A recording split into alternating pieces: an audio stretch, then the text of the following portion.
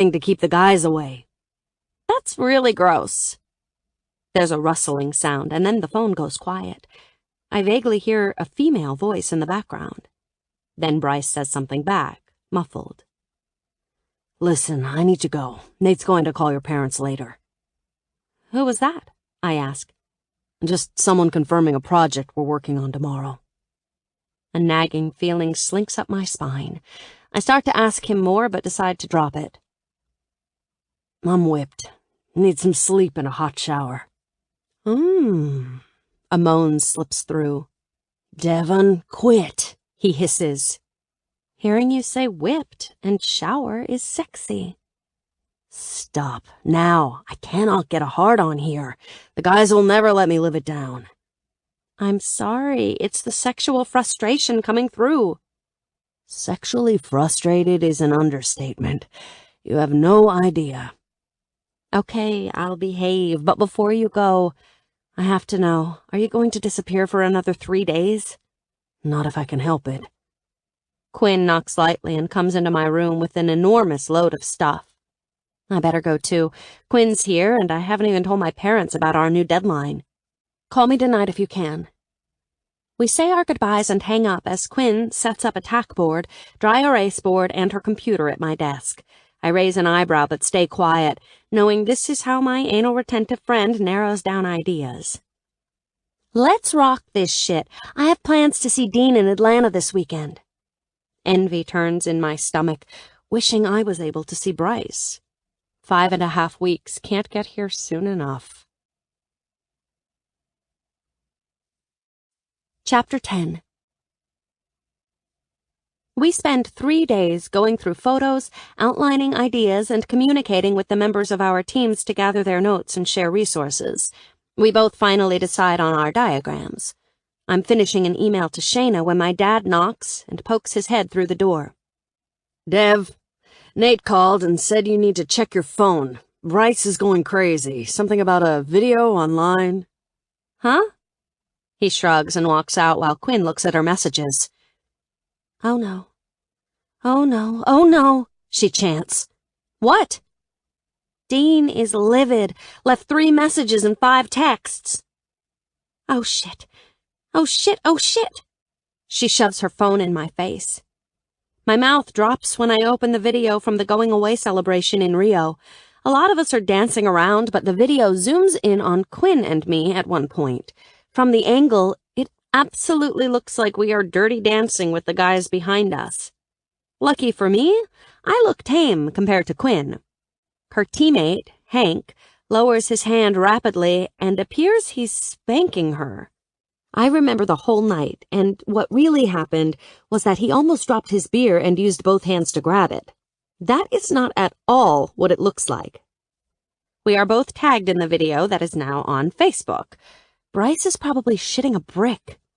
I give her a sympathetic look and grimace. This is not going to be good, I think, as I dial and wait for Bryce to answer. Are you fucking crazy? He roars in greeting. Where have you been? I didn't think we'd talk until tonight, so my phone was on silent. Did you know about the video streaming across the internet? I do now, and it looks worse than it is, really. Tell me how it could be worse. That guy is practically up your ass. And don't get me started on Quinn.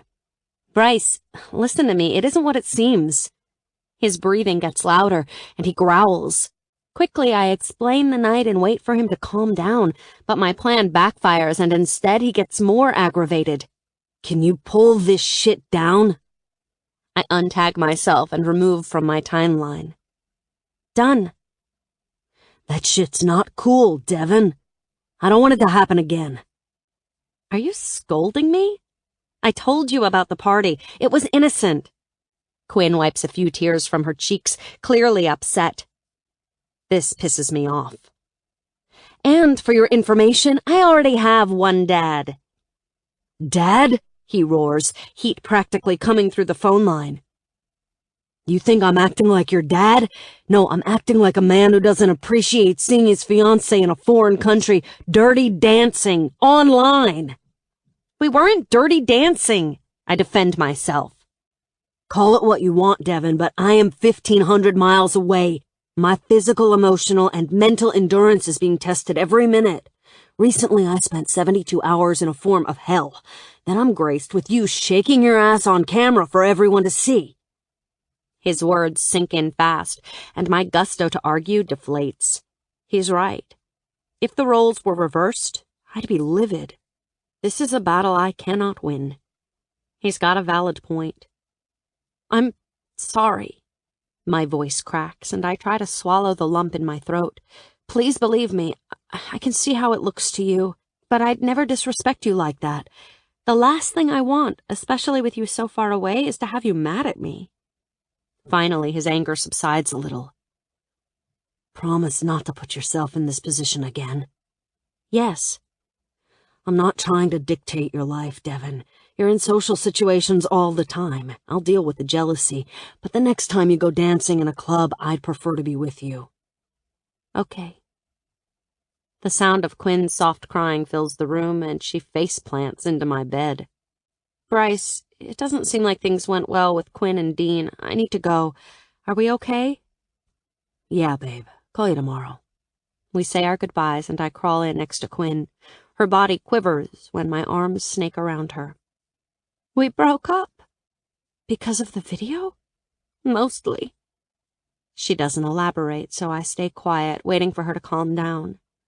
After a few minutes, she starts to hiccup lightly. I love him, she whispers. I know. He said he loved me too. When? Before we left for Brazil. What happened just now on the phone? He said he believed me that Hank wasn't slapping my ass. So what's the problem? Even though he believed me, he was still furious. He asked me not to come tomorrow, and he wants to take a break. Said I embarrassed him. So he didn't actually use the term break up? She rolls her eyes at me sarcastically. Read between the lines, Devin. Her lip quivers as fresh tears stream down her cheeks. I hug her close and fight back my own emotions. This girl has been strong for me so many times. Memories of the first few weeks in Virginia flood my mind. She held me more times than I can count when I cried over Bryce. My heart was shattered, but she tried every day to put it back together. As her tears soak my shirt, my blood starts to boil. How dare he? Her sobs slow. She sniffs a few times and backs away. Her pink, splotchy cheeks hurt my heart. She finally catches her breath and rolls off the bed, going to the bathroom. I watch her splash water on her face and imagine what it would feel like to slap the shit out of Dean Todd. Quinn turns back to me, and her once pink cheeks are now bright red. There's fire in her eyes, sadness replaced with anger. You know what? Fuck him! Who does he think he is? Her change of attitude shocks me, so I nod to agree. There are two people in this relationship, and I'm not going to let him push me around. Her voice grows louder. You don't treat someone you love like that. It's bullshit. I apologized, told him the real story, and he wants a break? That asshole made me cry. I'm not a crier. You're the crier. I'm the badass best friend. I nod again, afraid to say anything to disrupt her tirade. He's not getting off this easy. Get ready for a road trip. Her hands wave through the air, distracting me. Wait, what? I realize what she said. We're going to Atlanta. He can tell me to my face.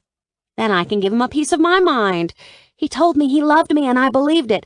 Now I'm going to see for myself. Quinn, that doesn't seem like a good idea. Why not give him a day or so to calm down? I'm sure he'll realize his mistake and beg for forgiveness. Nope, we're going. She starts to pack her computer bag. I'll be back to pick you up at 10 a.m. Sweetie, this could turn out really bad. This could even be a bit stalkerish. Her shoulders slump and she takes a deep breath. I know, but I have to see him. The video is hardly a reason for us to break up. So if he's serious, he can tell me to my face, not over the phone. What happens if he breaks my heart? More than it is now, I'll suck it up. I'll walk away gracefully. Then I'll curl into your arms and cry until there are no tears left. She doesn't say anything else before leaving. I fall back onto my bed and pray this is not a mistake. Dread washes through me when we drive up to Dean's townhouse.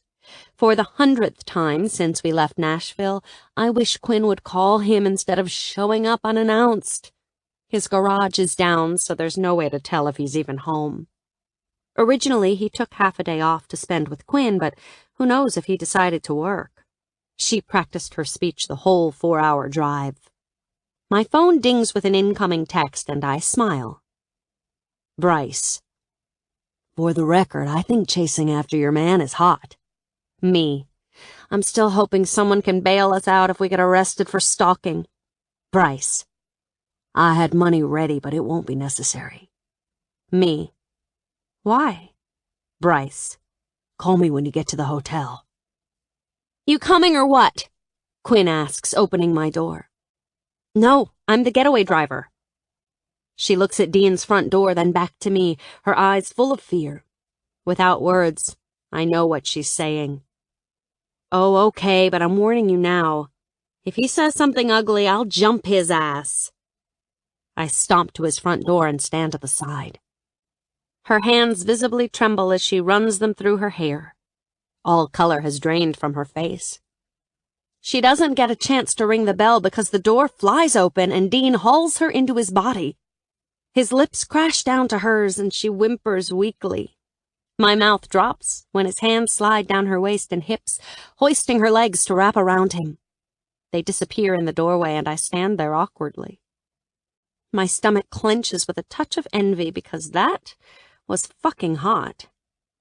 I give them 2 minutes before walking inside the still open door. Apparently my timing is perfect because Dean ends the kiss and rests his forehead against Quinn's. Dickhead, jackass, fucking douche, tool, asshole, you name it. I never should have talked to you like that. Jesus Christ, as soon as we hung up, I knew my mistake. He sits down with her still attached and tilts her head back, threading his fingers in her hair. This has been the longest day of my life, waiting for you to drive up. From this distance, I swear his eyes look moist. He loves her, truly loves her.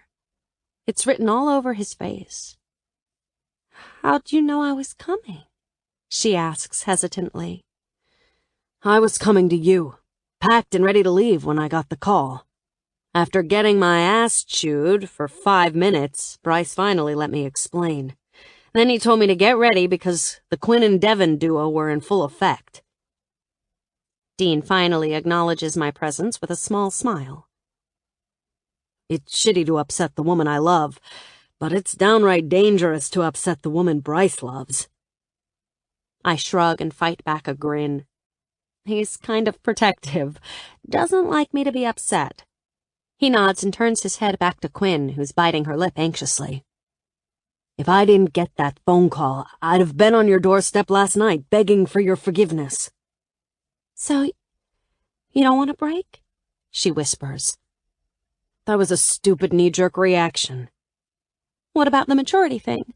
Our age difference? I'm the one who acted immature. The age thing was a lame excuse. Instantly, the heat in the room changes, and the sexual tension burns deep.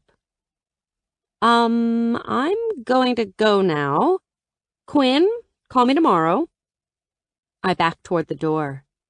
Wait. Dean slides a paper across his coffee table toward me. This is your reservation information. I review the sheet and blink a few times, confused. This isn't mine. It is now. You've been upgraded. Quinn's lips turn up in a knowing grin. Bryce again? She asks him. It was both our idea. This hotel has a complete restaurant and bar, full gym, and a pool. Tomorrow, you both have spa appointments, then we'll go to dinner. This seems a bit excessive, I argue. The other place was fine. Fine is all it was. This is the best. You drove all the way here with no idea of the outcome to be with Quinn.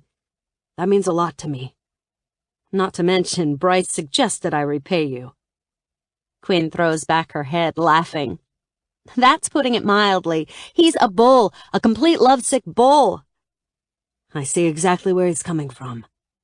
Dean nuzzles her neck, and the temperature rises again. I'm going to go get your bag and then leave y'all alone. I turn quickly when they start kissing again. My heart leaps in joy for my friend, but the bitter taste of jealousy returns. God, I miss Bryce. Chapter 11. The drive back to Charlottesville is a typical road trip, except it seems to take forever. We've already gone through all our typical traditions, snacks, playlists, and games. We swapped drivers a few hours ago, and I worked on getting our project pictures cropped and inserted into our papers. There was one more week until the final versions were due, but ours were almost done. After our trip to Atlanta, we perfected our diagrams and sent them for review. It only took 2 days before they were given approval.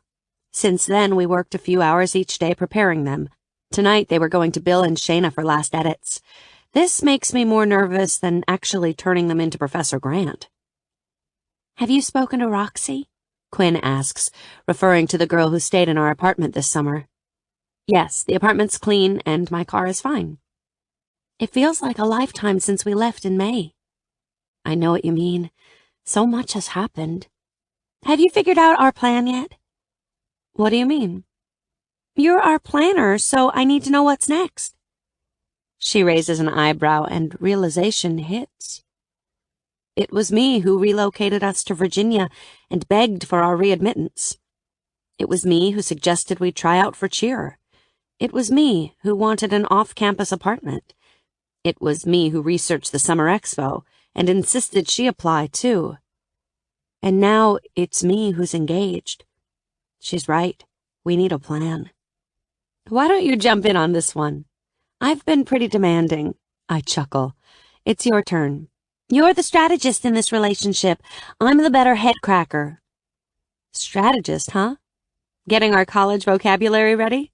Shut up, Cadella, and plan the next step in our life. I need structure. Seriously, Quinn, what do you want to do? We technically fall under the School of Media Studies now. The way I figure, there's no reason to rush graduation since we can't start the master's program until next fall. That is, if we still want UVA in the traditional schooling. What do you mean? We worked hard to get where we are with a goal in mind, but goals can change. Priorities change. Are you asking if my priorities have changed? Her silence is my answer. I nibble on my bottom lip and think hard. No, they haven't. They just include Bryce now. Good. So tell me what's next. Is there something you're not telling me? She sighs and exhales loudly.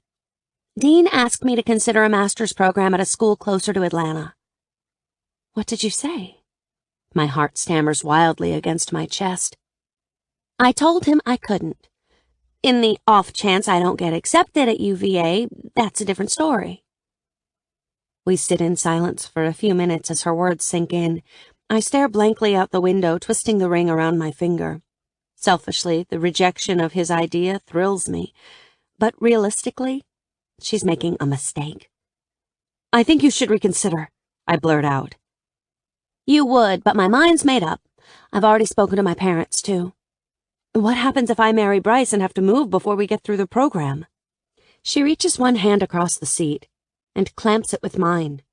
You're not the reason I made the decision. Yes, you are a big part of it, but it's what I want. This school, this program, the opportunities, they all mean a lot to me. It'll suck ass if you're not here, but I've made other friends. The professors are some of the best in the country. I'd be an idiot to let this opportunity slip by. Remember what Shayna told me. Opportunity doesn't keep you warm at night. I know. That's why Dean has agreed that we'll make adjustments for the 2 years it takes to get through. She stays quiet, drawing out the curiosity. Hooch, you gonna make me ask or spill it? He's going to put in a temporary transfer for a law firm in the area. He'll have to look into the state bar, but he can move here until I finish. Was all this discussed in Atlanta last weekend? I refer to her most recent trip without me. It's been a gradual discussion. At first, he was upset I wouldn't consider applying anywhere else. I showed him our projects. Suddenly he understood. When he saw the pictures of us in the gymnasium with the 2 Hungarian gymnasts, his whole demeanor changed. Then he read my piece on the pressure they felt to make the Olympic team and bring home a medal, and he got it. Wow. So this is very serious, then? Yeah. I questioned why he'd uproot his life for a girlfriend. What did he say? I leaned forward to see her face. Her lips start to twitch, and then she smiles widely. He said he wouldn't be uprooting his life for his girlfriend. He said he'd be doing it to support his future wife. My heart stops, then starts racing. I scream loudly, raising our attached hands. Oh my God! This is amazing! We'll see. We have a long way to go. So really the whole "Devin, have you figured out a plan yet" was a ruse to tell me you already made our plan? Yes. We're going to take normal semester hours and graduate next spring. No summer school. Then we're going to take the summer off. You may want to get married. She winks coyly. I'm thinking about moving to Atlanta for those few months to give it a trial run. Holy shit. I can't believe this. Believe it, girl, because it's happening. You're really good at this planning thing. Think I'm handing over the reins. Hell no! I laugh, shaking my head. I think we may be maturing. You betcha, Hooch. Another memory to lock in. Chapter 12. I tap my phone repeatedly, waiting for FaceTime to pop up. Bryce has a small window tonight when we can finally talk with no one around. The 3 weeks I've been back at school, our schedules have completely collided with very little time to talk. We text often, but it's not the same as hearing his voice before going to bed. When his face comes up on the screen, I squeal in delight. Seeing him sends a shiver down my spine. His dark hair is cut shorter than I remember, but it looks sexy. He's been so exhausted. So I expected to see circles around his eyes, but instead they sparkle bright. The second our eyes lock, his smile spreads. Jesus, you're a sight. His deep, rich voice spreads warmth through me. You too. I miss you so much. You look beautiful. Not seeing you has been brutal. Forget the training and courses. Why haven't we been able to FaceTime until now? Is it against the rules? I wouldn't say that, but I needed to keep my head in the game. It's also an image thing. How could I prove myself as a badass if I was constantly on this phone? It's a different story to have it to my ear. Badass, huh? How'd that go? Are you part of an elite brotherhood? Of course, he laughs. Always was, but now we're even more respected. So it would ruin your badass street cred? Do you have secret grunts and groans to communicate, like the Morse code? Instead, it's called OCS code? Wait until Quinn hears about this. I giggle at the thought. You think this is funny, huh? Yes. All I can imagine is a bunch of grown men walking around talking like cavemen. I'll show you cavemen in about 8 days. Besides the obligations with our parents and your football game, plan to be naked the whole time. His eyes shine with lust, scorching me through the screen. I can't wait, I say breathlessly. His face softens, giving me a small grin. Me neither. You have no idea. But instead of talking about things that are going to make me fucking hard as steel, tell me the schedule. The OCS graduation is next Thursday morning, which leads into Labor Day weekend. Bryce is flying back with me to spend the long weekend. Predictably, Nate was also assigned to Norfolk, which thrilled me. After their graduation, they have 10 days until they have to report to base, so Bryce will fly to Nashville from here and drive his truck up to the base. Then we will be less than 3 hours away from each other, finally. My flight gets in Wednesday night, within an hour of our parents. The hotel reservations are taken care of. I made sure we're on a different floor. Our flight back is at 2 on Friday. Then I reserved you a flight home on the following Wednesday afternoon. Did you have any trouble with my credit card? None. I did everything online. When I get settled in Norfolk, I'll open an account with the Navy Credit Union. You'll be on it, so there should never be any questions. I smile at him again. You like that? He jokes. It sounds stupid, but I feel warm and fuzzy when we talk about this stuff. He chuckles lightly. So easy to please. Only with you. The heat in his gaze returns. Stop. I throw a hand up in defeat. I didn't do anything. Your eyes went warm, your face started to glow, and your voice got soft. Maybe the FaceTime wasn't a good idea. It was easier not being able to see you. No way, this is great. He smirks and shakes his head. You have no idea how much I miss you. I'm pretty sure I'm in the same boat. But we only have 1 week to wait. Did I tell you I'm on the field for the football game? How'd you do that? Have my ways. He shrugs with a smug grin. Are you still jealous of my cheer partner? The way I figure it, we need to meet. Please don't scare the poor boy away. He's sweet. No room for misunderstanding if he meets me then. Ugh, you are insane. We've had this conversation. Insane about you. There's a loud banging behind him, and a door swings open. Nate walks up and puts his face on the screen. Hey, sis. Nate! How you doing? Let's see. Since we actually spoke last, my theories class has the potential to kick my ass. Quinn's current academic mission is to push the envelope as far as she can, and Bryce is still insanely jealous. What's up with you? Bryce sighs loudly when Nate takes over the conversation. We chat for a few minutes about his plans while he's at home for leave. Nothing he's telling me is really important, but it's obvious he's trying to aggravate Bryce. Quinn hears us and busts through my door to join in. What the hell is happening? Bryce finally blows up.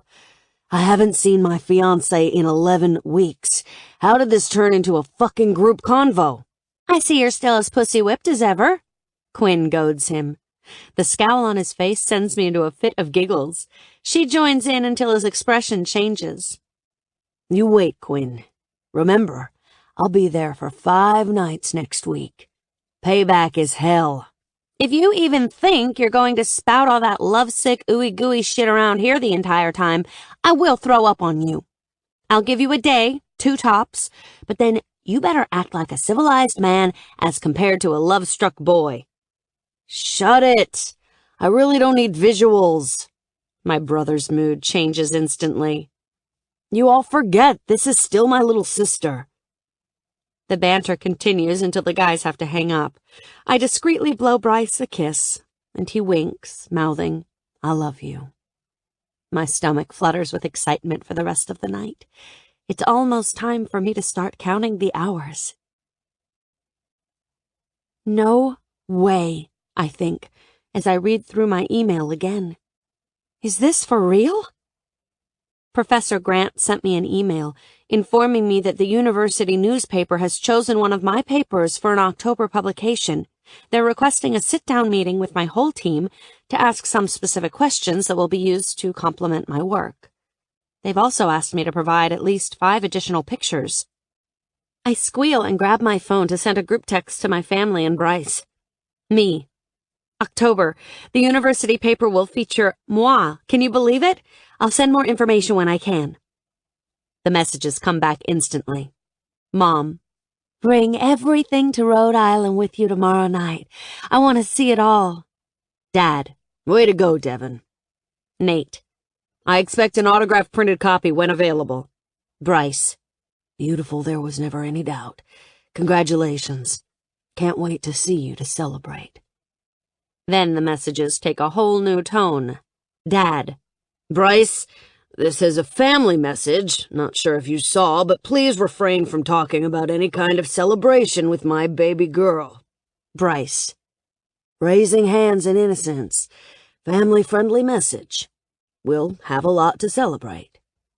Nate. Slapped him upside the head, Dad. No need to worry. Yeesh, these men are ridiculous. A new text comes through, only from Bryce. Bryce. So fucking proud of you, baby. Seriously. Can't wait to celebrate. Me. God, I miss you. Bryce. Going into a session. Call tomorrow. Me. Love you. Wednesday can't come soon enough. The door to the apartment swings open with a bang. Did you get an email? Quinn yells, bouncing in. Yes, did you? November edition, gymnastics and wrestling. October, diving. I jump into her arms and we dance around, talking over each other until we collapse in a heap on the sofa. We're pretty awesome, aren't we? She tries to catch her breath. I'm so glad you brought us here. Me too, sister, me too. Things really do work out for a reason. Her head falls back on a throw pillow and she rolls over, shoving her feet in my lap. Dean is flying up this weekend. Sorry to bust up your love fest, but he insisted. We'll try to stay out of your way as much as possible. It's okay. Disappointment is clear in my voice. I blame it on Bryce. Why him? Because apparently Dean has decided to attend the Bryce Randolph School of Crazy. He wants to come to the opening game and meet my cheer partner. I made the mistake of telling him about the campus article, and now he wants to meet Hank. In the course of a few weeks, my sweet, laid-back boyfriend has become a possessive giant. This is Bryce's fault. Still not following why you blame him. Maybe Dean genuinely wants to meet your friends. Really, Dev? Let's recap. He upsets me, which upsets you. You tell your overprotective, jealous, and extremely lovesick buffoon fiancé. Next thing I know, we're enjoying the day at a private spa. You are staying in one of the top 5 hotels in Atlanta, and now Dean is acting like a warrior? That is the result of Bryce Randolph. Her point is clear.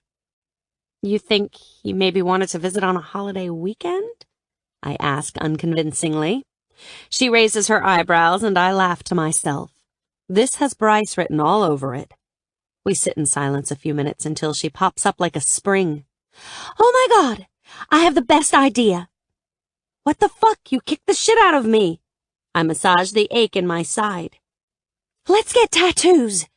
Her eyes light up. I nibble on my bottom lip nervously. What kind of tattoos? How many kinds are there? The ones that are inked into your skin, you idiota! She smirks at her witty remark. I know that, Cadella. Take that, bitch. I meant, what should we get? Something that means something to us. I think I have an idea for me. It's a quote. As soon as we are in her car, it hits me. I know the perfect tattoo. Chapter 13. My knees bounce rapidly as I twist the program in my hands. Knowing Bryce is in the same building sets my excitement on overload. My whole body is buzzing with anticipation. Sheila and my mom keep looking at me with amused grins while my dad rolls his eyes.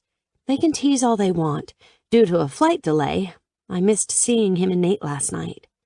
A pre-recorded message comes through the sound system, asking us to rise, and the door in the back opens. This is it.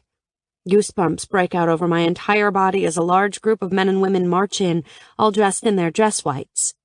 When I finally find him in the crowd, my nose starts to tingle and my eyes swell.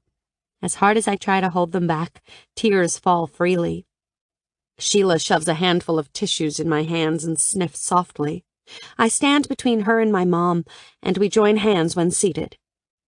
Nerves tingle through me during the entire ceremony. When Nate crosses the stage and salutes his drill instructor and petty officer, my mom gives a quiet sob. Dad wraps his arm around her shoulder and kisses her temple delicately. Pride beams on my dad's face.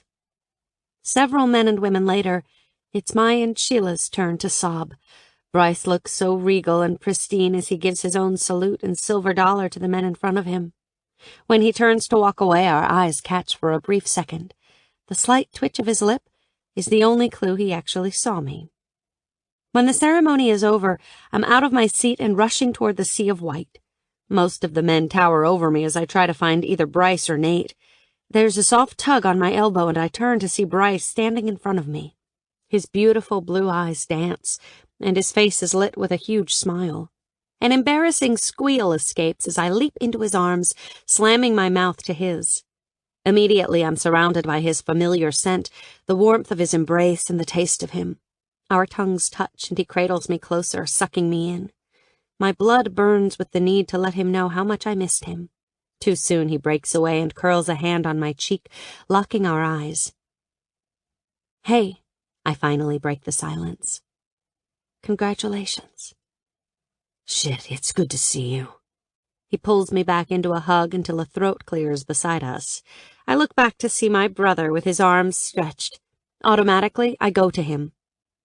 I'm so proud of you, Nate, I whisper through a cracked voice. Why the waterworks? His warm hands rub my back gently. I'm overwhelmed with emotion. The ceremony was quite impressive. I reach around and tug Bryce into the hug. That was entirely too long not to see you both. They share a look that I know well.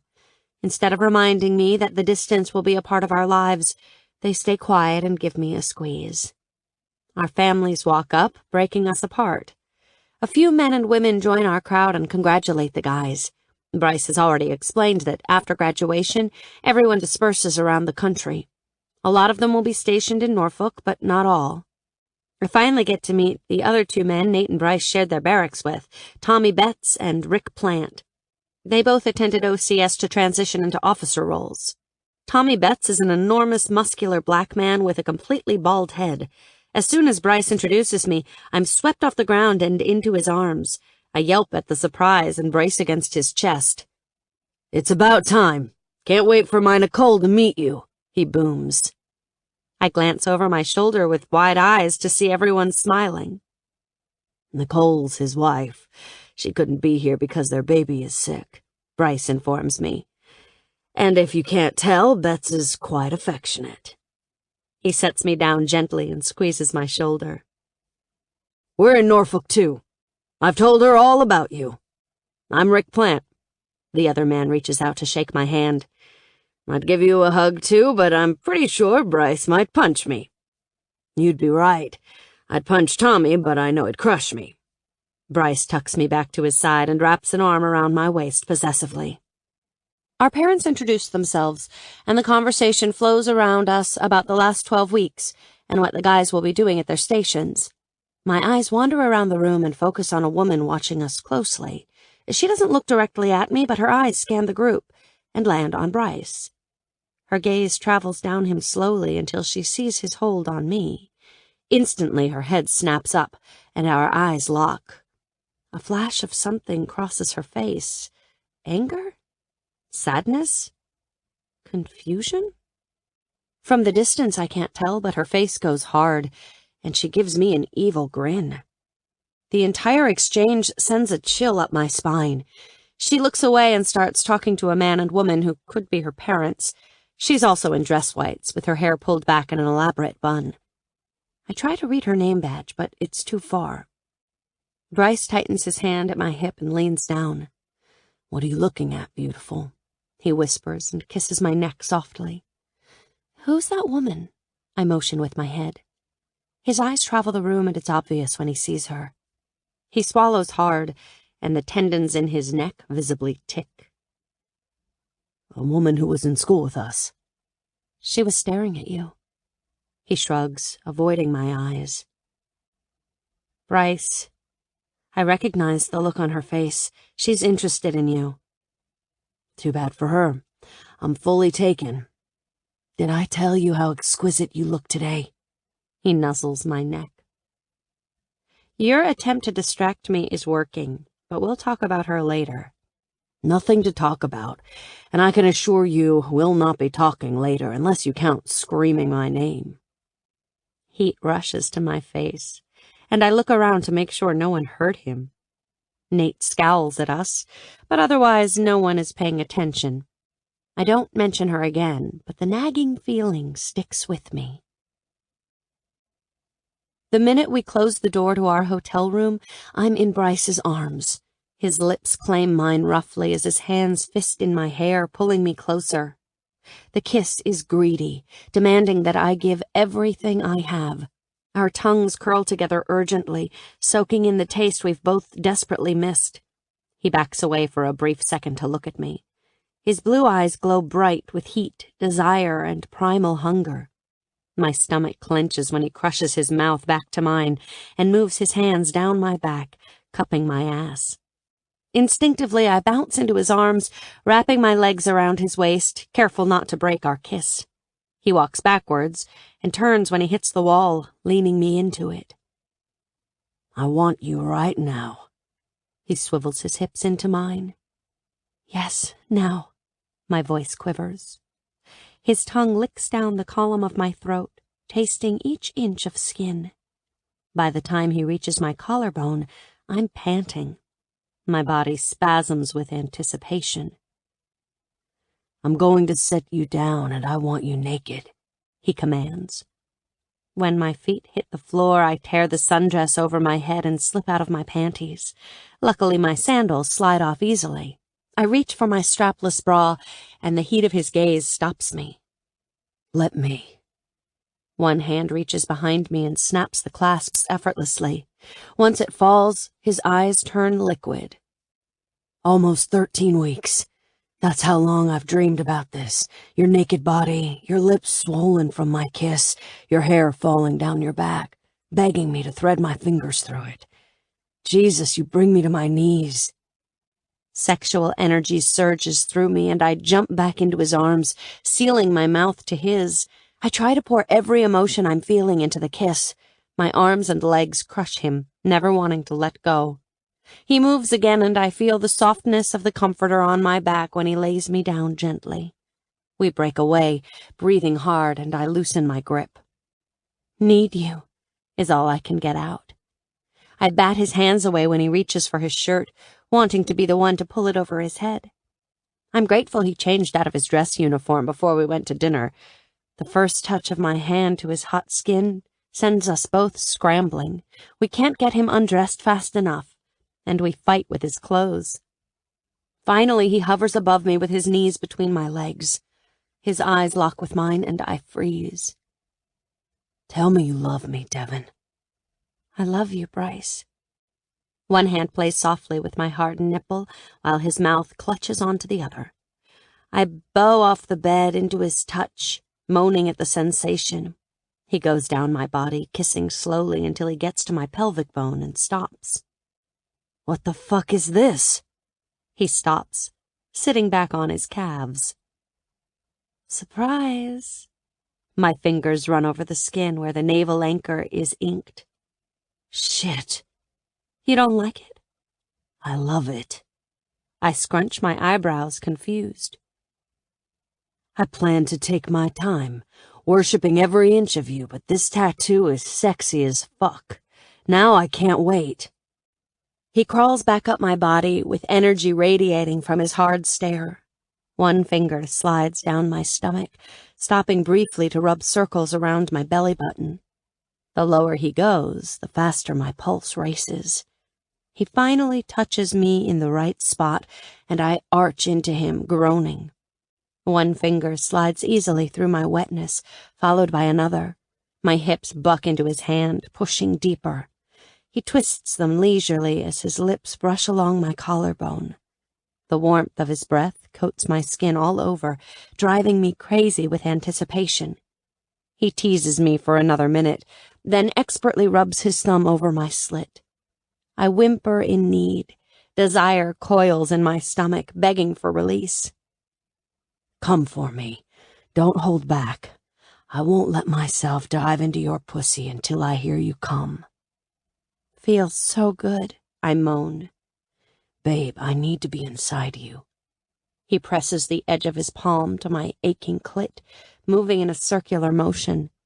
My hands clutch his back, the muscles rippling under my touch. I clench his fingers hard as the orgasm hits, sending me shattering against his hand. My nails dig into his skin as I try to catch my breath. He jerks up lightning fast, hauling his body back and kneeling. His hands circle my waist gently as the tip of him teases me, rubbing up and down. Our eyes lock as he slides into me gently. I feel every hard inch of him slip into my wetness. His hands squeeze my hips as a look of possession clouds his face. Mine, he growls when he's rooted all the way in. He goes slowly at first, controlling his movements. I arch my pelvis into his and change the angle. He starts to thrust wildly. My hand goes around his neck, pulling up, and I position myself flush against him. Our skin is on fire as he pounds into me from below. I grind roughly and suck on the skin at his neck. Give me another one, Dev. I'm not going to last much longer. One hand moves lower and he runs his fingers along my backbone until he reaches my ass, then squeezes. On instinct, I clench my muscles and he growls. Suddenly, the room starts to spin as my release rushes through my body. It builds fast and I throw my head back, begging for it. Bryce latches onto my nipple roughly and I scream. He cries out my name and empties himself into me. The feeling of his dick pulsing sends another round through me and I clutch him tightly. He strengthens his hold, anchoring me to him. Gently, he lays us down, staying rooted inside me. Our hearts beat in rhythm as our bodies stick together. Fucking perfect, he mutters against my skin.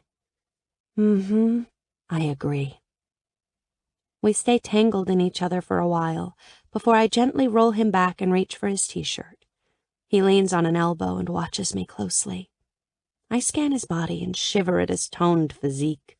He was fit when he left in June, but now he's completely chiseled.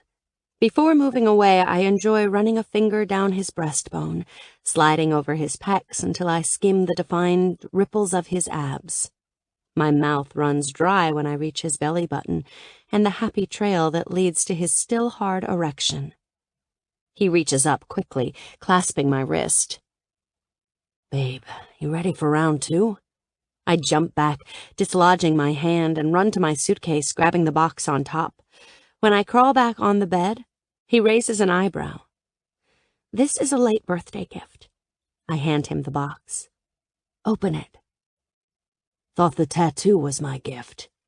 Consider it an additional gift. Now open it. I bounce on my knees. He slowly unwraps it and lets out a loud whistle when he sees the watch inside. This is awesome, Dev. How'd you know? Nate may have mentioned something about this specific watch you'd been eyeing. I wink at him. Babe, not to sound ungrateful, but this particular watch is expensive. Stop right there. I put my finger to his lips. Don't worry about the price. A few of the cheerleaders asked me to take their senior pictures. They paid me. He nods and gives me a small grin. I take the watch from him, fasten it around his wrist, and hold out his arm for us to admire. It looks perfect. I yelp when he tugs me close and rolls us over, trapping me under him. One hand frames my face as his eyes burn into mine. You're the best thing that's ever happened to me. My heart melts. Bryce. He studies my face for a second and leans in to kiss me lightly. Our kiss turns heated, and soon he's positioned between my legs again. He glides into me and braces on his elbows. No gushiness, but tell me you know how much you mean to me, that you understand how much I cherish you. I do, I say, swallowing the lump in my throat. He rests his forehead against mine, never breaking our gaze. The last few months apart fade away as he makes love to me slowly. I finally feel whole again.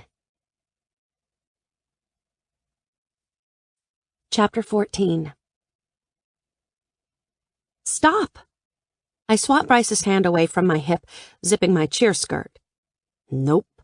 Been dreaming of this for years. Quinn! I shout, running to the door. We have to leave now! On it! She screams back. We meet in the living room, stuffing all our things into our bags frantically.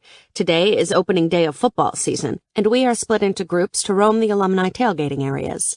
The game is not for 3 hours, but we have a strict schedule. Bryce and Dean both emerge from the bedroom, still in their pajamas, smirking at us. Quinn has a scowl on her face.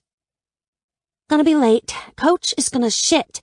Badass boyfriends, she mutters under her breath.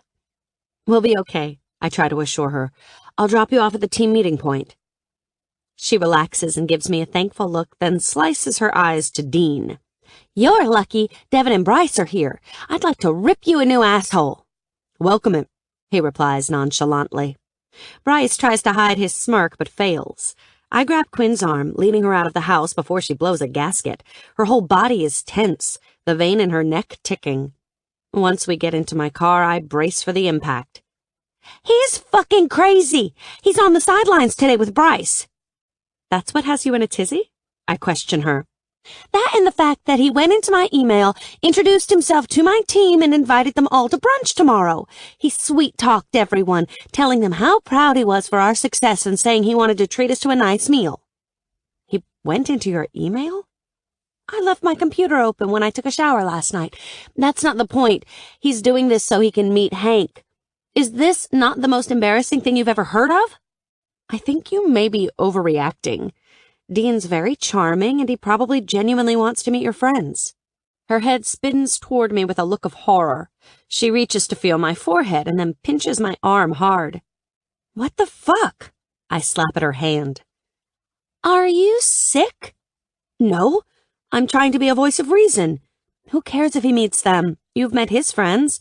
It's pretty common for couples to introduce each other to the people they spend time with, especially in our situations.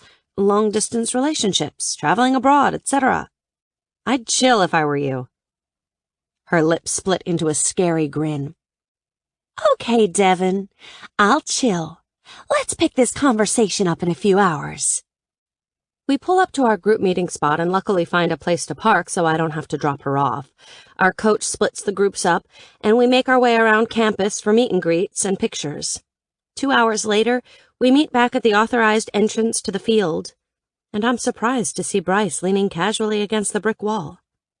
The minute our eyes lock, my skin tingles. His gaze rakes up and down my body, and I literally feel him undressing me. A hand grazes my arm as Jeremy, my cheer partner, tries to help me with my bag. In less than 2 seconds, Bryce is taking it out of my hand and tugging me into him possessively.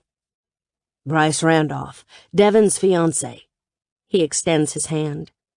Jeremy looks between the two of us and then surprises me by throwing his head back and roaring in laughter. He shoves his hand in Bryce's. Jeremy Silver, Devin's partner. He continues to chuckle. Did I miss something? I try to think of what's funny. They ignore me, still holding hands. Bryce's eyes narrow at Jeremy, then his face splits into a wide smile. Guess you're not surprised. Surprised why it took so long? We've been practicing for weeks. I wasn't able to get here until now. Nice to meet you, man. Jeremy drops his hand and slaps him on the shoulder. And you have nothing to worry about. I prefer a certain redhead. His eyes slice to Roxy, who is currently rummaging through her bag. Got it. Glad to know. Hello? I wave my hand in front of both of their faces. Can we recap this conversation in normal human being language? Devin, I don't pay attention to all the gossip, but apparently you had a grand proposal that had all the girls going gaga. News travels fast, especially with this group. I figured sooner or later he'd want to meet me, Jeremy tells me matter-of-factly. Oh, okay, but did you just tell us you're interested in Roxy? The guys exchange a look and shake their heads. I told your fiancé he didn't have anything to worry about because my sights are set elsewhere. Take it as you will. Jeremy gives a chin lift and walks into the facility. What are the rules about public displays of affection in your uniform? Bryce nibbles on my earlobe. I'd really like to hike your skirt up and wrap your legs around me right now. Feel your body plastered against mine while I kiss you hard enough for everyone here to know who you belong to. If I could get away with it, I'd slide my fingers directly into you and make you scream my name. My knees go weak, and I grip his arm for support. Beads of sweat trickle down my neck and back, the heat of his words scorching me. Stop, I whisper unconvincingly. You thinking of me inside you? About my tongue in your pussy before I fuck you senseless? Why are you doing this? I whimper, unable to stop the image running through my mind. He spins me around and presses his hard erection against my hip. I glance around, but no one is watching us. My body heat rises to the point of combustion when his breath tickles my ear. I'm doing this because I will fuck you in this uniform tonight. It's not fair you didn't wake me earlier this morning. You'll pay for it. His thumb grazes the bare skin of my stomach. You're trembling. This tells me you want me as badly as I want you. Am I right? Yes, I stutter. Good girl. Give me a kiss and go join your team. He straightens, twists me into him, and pecks me lightly, patting my ass. When he steps back, I blink out of my daze. He's smirking as he slips his hands in his pockets. Have a great game. See you on the field. I open my mouth to reply, but Quinn links her arm through mine and pulls me to the door. She mumbles something about us being ridiculous. This time, I have to agree. I suck down the remaining water in my bottle and scan the field, watching the stadium empty. Jeremy pats me on the back, and then disappears through the tunnel to the locker rooms. Quinn plops on the ground dramatically, blowing out a deep breath. I'm exhausted. First game of the season kills me. I nod, searching for Bryce, and see him walking my way with Dean. There are 2 people following him, and when they get close enough, I squeal, sprinting to them. Shayna's arm stretches out, and I fly into them. She hugs me back, twisting us in place. This has turned out to be quite the start of a semester for you. I'm extremely impressed with your work, Harris. Thank you, Shayna. That means the world to me. My voice clogs with emotion. I step back and hit a wall of muscle. Bryce's arms wrap around my waist, holding me to him. Professor Grant gives me a small smile as Quinn greets Shayna. She starts to introduce Dean, but Shayna holds up a hand. We've all met. I've spent the last quarter of this game with these guys dissecting every play on the field. Really? How'd that happen? I emailed Henry that I was coming. We made plans to finally meet, Bryce replies. Shayna being here for the weekend was a surprise, but I figured you'd be excited. Actually, Bryce, I'm here for a while, working on a special assignment. Devin and I haven't found the time to get together since I arrived in Virginia. Shayna informs him and leans into Professor Grant's side. My chin tips to the ground as I try to hide my smile. Well, if you're interested in joining us, I invited her team from Brazil to have lunch tomorrow. I'd like to meet them and hear more about your trip. My smile vanishes and I snap my head up, turning quickly. Bryce's expression is relaxed and calm, but his eyes are challenging me. He knows I won't start an argument with him in front of not only my professor, but also my mentor. He unwraps his hold on me and throws his hands up with innocence. I squint my eyes, but am distracted by Quinn's loud cackling. She bends over, holding her stomach, and laughs obnoxiously until everyone in our group is smiling, except me. How does chillin' sound now? She goads me. I straighten my shoulders and give her an evil glare before pasting on a smile and turning to Professor Grant and Shayna. The lunch is a complete surprise, but I agree with Bryce. It would be great if you could join us. Another time. We have plans tomorrow. Professor Grant declines. We small talk for a few more minutes before Shayna promises to contact me soon, and they leave. I watch Professor Grant slide his hand down her arm and link their fingers together. She turns and gives me a quick wink. My heart warms at the small act, and Quinn exhales loudly beside me. Looks like we don't have to worry about matchmaking them anymore. I guess not. They're really cute together. Now that I know their story, he's totally hot. A bit dorky, but still smokin'. Totally agree. Are they a couple? I thought they were only colleagues, but seeing them together blows that theory out of the water. Bryce looks at me confused. It's a long story, but I hope it ends with them as a couple. I answer, and don't elaborate. Then I remember his stunt earlier, and give Quinn a small pat indicating to go along with me. Anyway, I'm totally disgusting and can't wait to take a shower and get out of this sweaty uniform. You agree? Absolutely. I need a shower ASAP. She fans herself. Why don't we clean up here in the locker room and meet y'all at the bar? Perfect idea. I sing a little too cheerily, smiling at Bryce. He's not amused. The heat and energy from his glare surrounds the small space. His body is stiff and rigid. He breathes in deeply, exhaling slowly. The bright blue of his eyes darkens, and I'm suddenly hot all over. Dean picks up on the tension and grabs Quinn's hand, leading her away. We'll see you later. We're going back to the apartment. I break the trance and start to back away, but he's quick. Instantly, I'm over his shoulder with my ass in the air, his hands behind my knees. He holds me tighter when I squirm against him. Let me down! No, he growls and slaps my ass hard. You want to tease me, you're going to pay. He stalks over to my bag. Blood rushes to my head, and I beat his back, trying to get loose. Stop hitting me. Let me down. You're acting like a barbarian. What if someone sees? We're practically alone. Bryce, please, I beg, feeling lightheaded. He stops and helps position me upright, then slides me down his body, holding me steady. His eyes now liquid and swimming with desire. Bryce, please, is exactly what I want to hear out of your mouth about 2 seconds after we walk through your door. You think it's funny knowing I've been hard for you in that uniform for the last 7 hours to tease me? Your idea of punishment was to send me to a bar and deprive me from peeling you out of these clothes? Think again. My body betrays me and I lean into him, kissing the underside of his jaw. It was an attempt at payback. It was a poor attempt. Get over it. I scheduled lunch to surprise you. Sort of like Dean's surprise for Quinn? Who do you think gave him the idea? She's going to kill you. He turns my chin, forcing my eyes to his. You two really need to learn how to deal.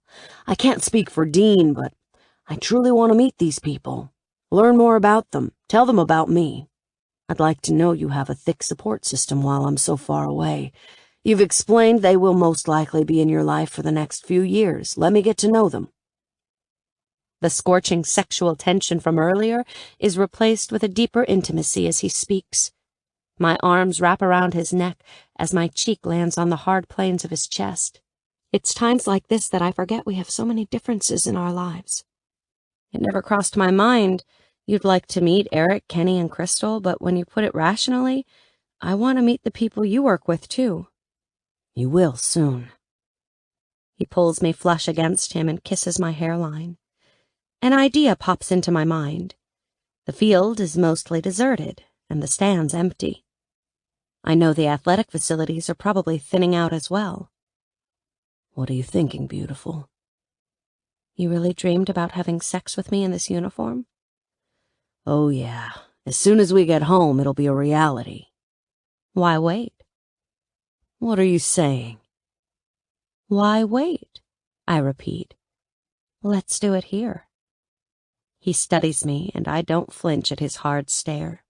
His eyes close as his hand grips mine. He spins us and stalks toward the tunnel. You think we can do this without getting caught? My adrenaline spikes. Abso-fucking-lutely.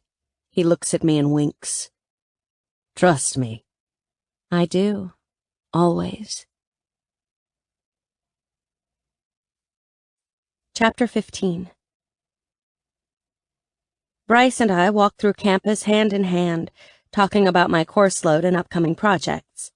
He insisted on coming with me today, planning to use the ROTC facilities to work out while I'm in class.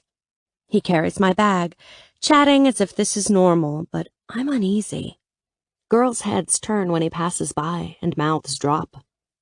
Eyes slice to me and back to him in disgust. Granted, we were running late, so I threw my hair in a bun and only put on mascara and lip gloss. I feel inadequate next to him. He's wearing a skin-tight navy t-shirt with loose running shorts. His hat is on backwards, which carries its own level of sex appeal. I clutch his hand when we get to the building and people openly stare. Babe, you're cutting off my circulation. He lifts our linked hands to his lips and kisses my knuckles. What's wrong? I really should have showered. I'm ratty next to you. He looks around and gives me a seductive grin, sending a tingle down my spine. You look fucking awesome. And if you'd taken the time to shower, I wouldn't have been able to make you scream my name twice. I still taste you on my tongue. Heat creeps up my face, and skin starts to warm. Stop! People may hear you. You don't get it, do you? He asks, searching my face.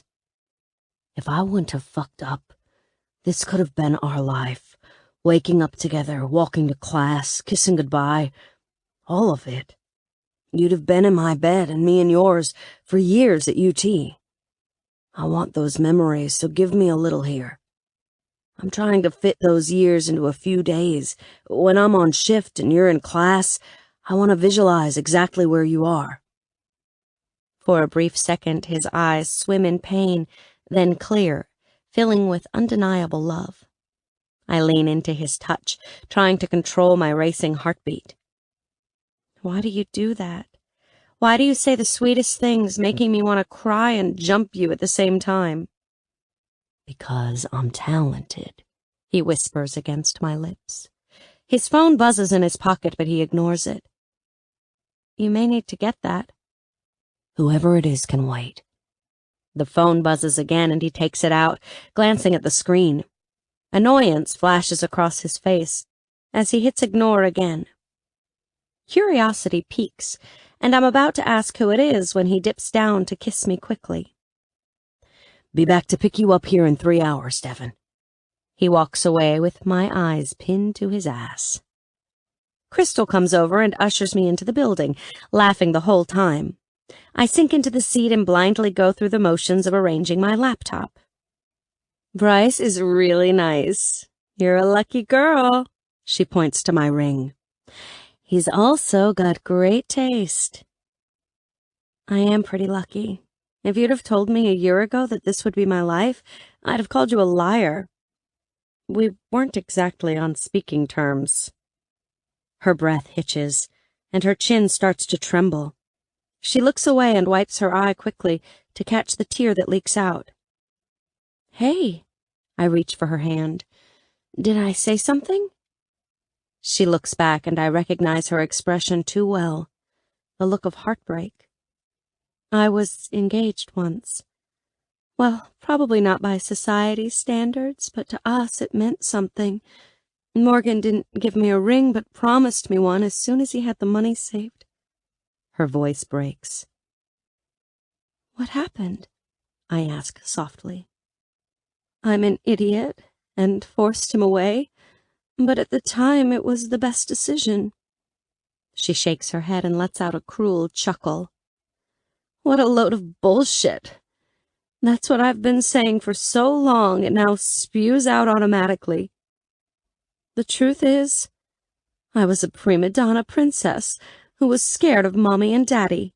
They knew my weaknesses and threatened what meant the most to me. Morgan? She nods in confirmation. We dated all through high school. He was such a good guy, played sports, volunteered with local charities, excellent grades. We were going to come here together. He got a soccer scholarship to UVA, but it all fell apart spring break of our senior year. Even as hard as he fought for us, I tore us apart. It was my only choice. What happened? My heart lurches in my throat because no matter what her story is, it crushed her. Years later, and the emotions are pouring. His father owned a high-end auto and body shop in town. Morgan worked part-time for him. Spring break, he and I went whitewater rafting with a group of seniors. While we were gone, his dad died of a heart attack. He was alone in the shop. Morgan's only sister found him. It hurt the whole family, but Morgan carried an enormous burden of guilt. In his mind, even if he couldn't have saved his dad, he would have been there instead of his sister. My own eyes start to sting. That's horrible. It was, But he was part of my family, and we all banded together to help. My parents helped in every way they could. The other shops in town shut down the day we buried Mr. Drake. He was so respected. The church was standing room only. I still remember seeing the only 2 tears Morgan allowed himself that day. He insisted on being strong. I vowed to be his strength. You're a good person, Crystal. Not many 18-year-olds could find that within themselves. It wasn't enough. We got through the rest of our senior year, but Morgan never fully recovered. I tried so hard, and to this day, I believe I'm the only one he let see him suffer. He broke down with me several times.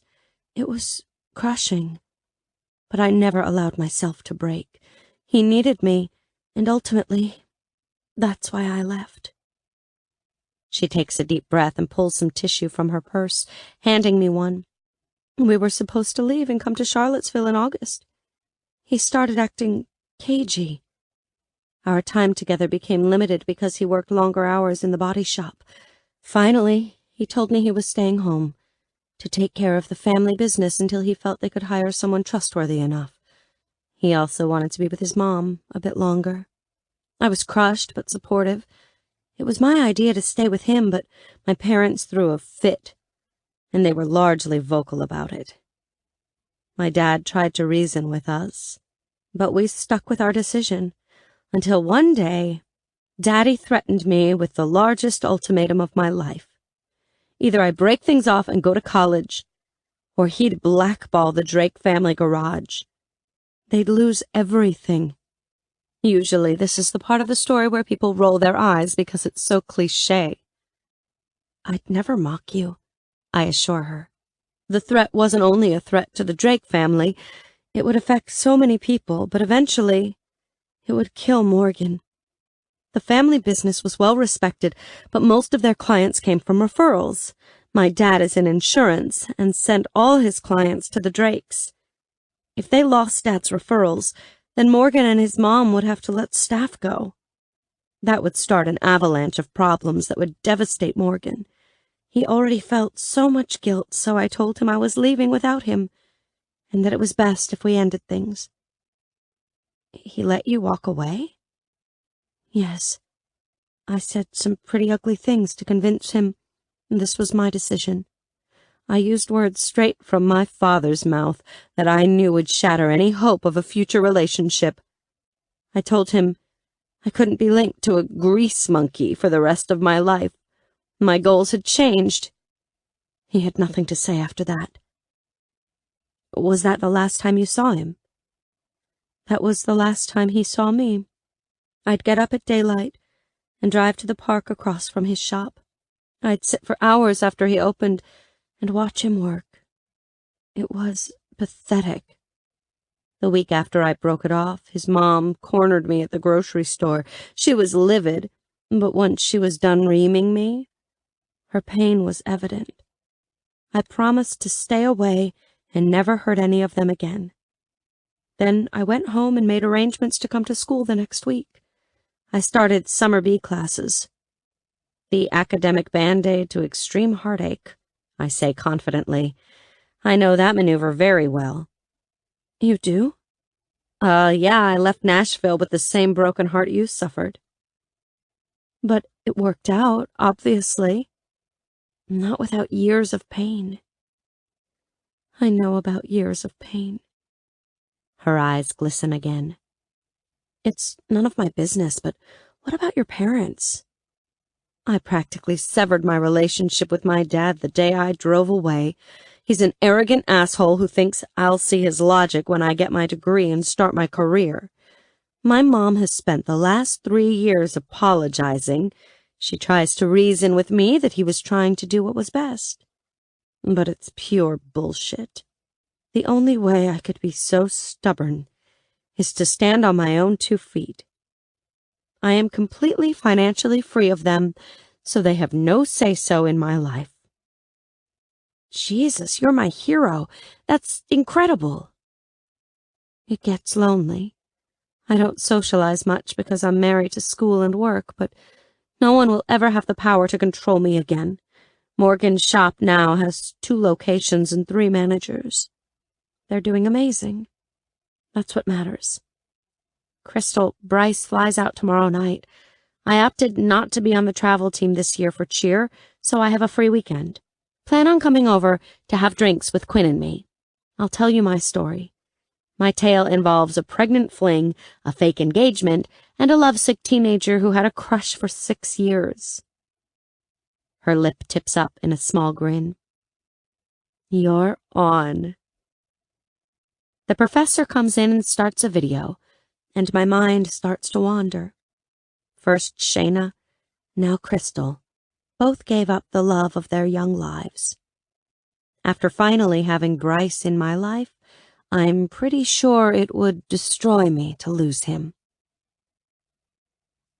You know our story is going to have a happy ending, right? Bryce runs his fingers through my hair gently. I just finished telling him Crystal's sad story. Even repeating it hurt my heart. Yes, but she's my age. She busted her ass to graduate this year and get into the master's program. She has no one supporting her. It makes me sad. I had no idea in Brazil. She obviously covers her sadness well. Why didn't he come for her? I can't speak for him. Hell, I don't even know the guy, but my guess is pride and love. Pride and love? Yeah, if they loved each other as much as she relayed, then he knew within hours that she didn't mean what she said. He figured out it was coming from her father. At that point, any man's pride would take a hit. He also may have been betrayed by a man he respected and thought highly of. What about the love part? He loved her enough to let her go.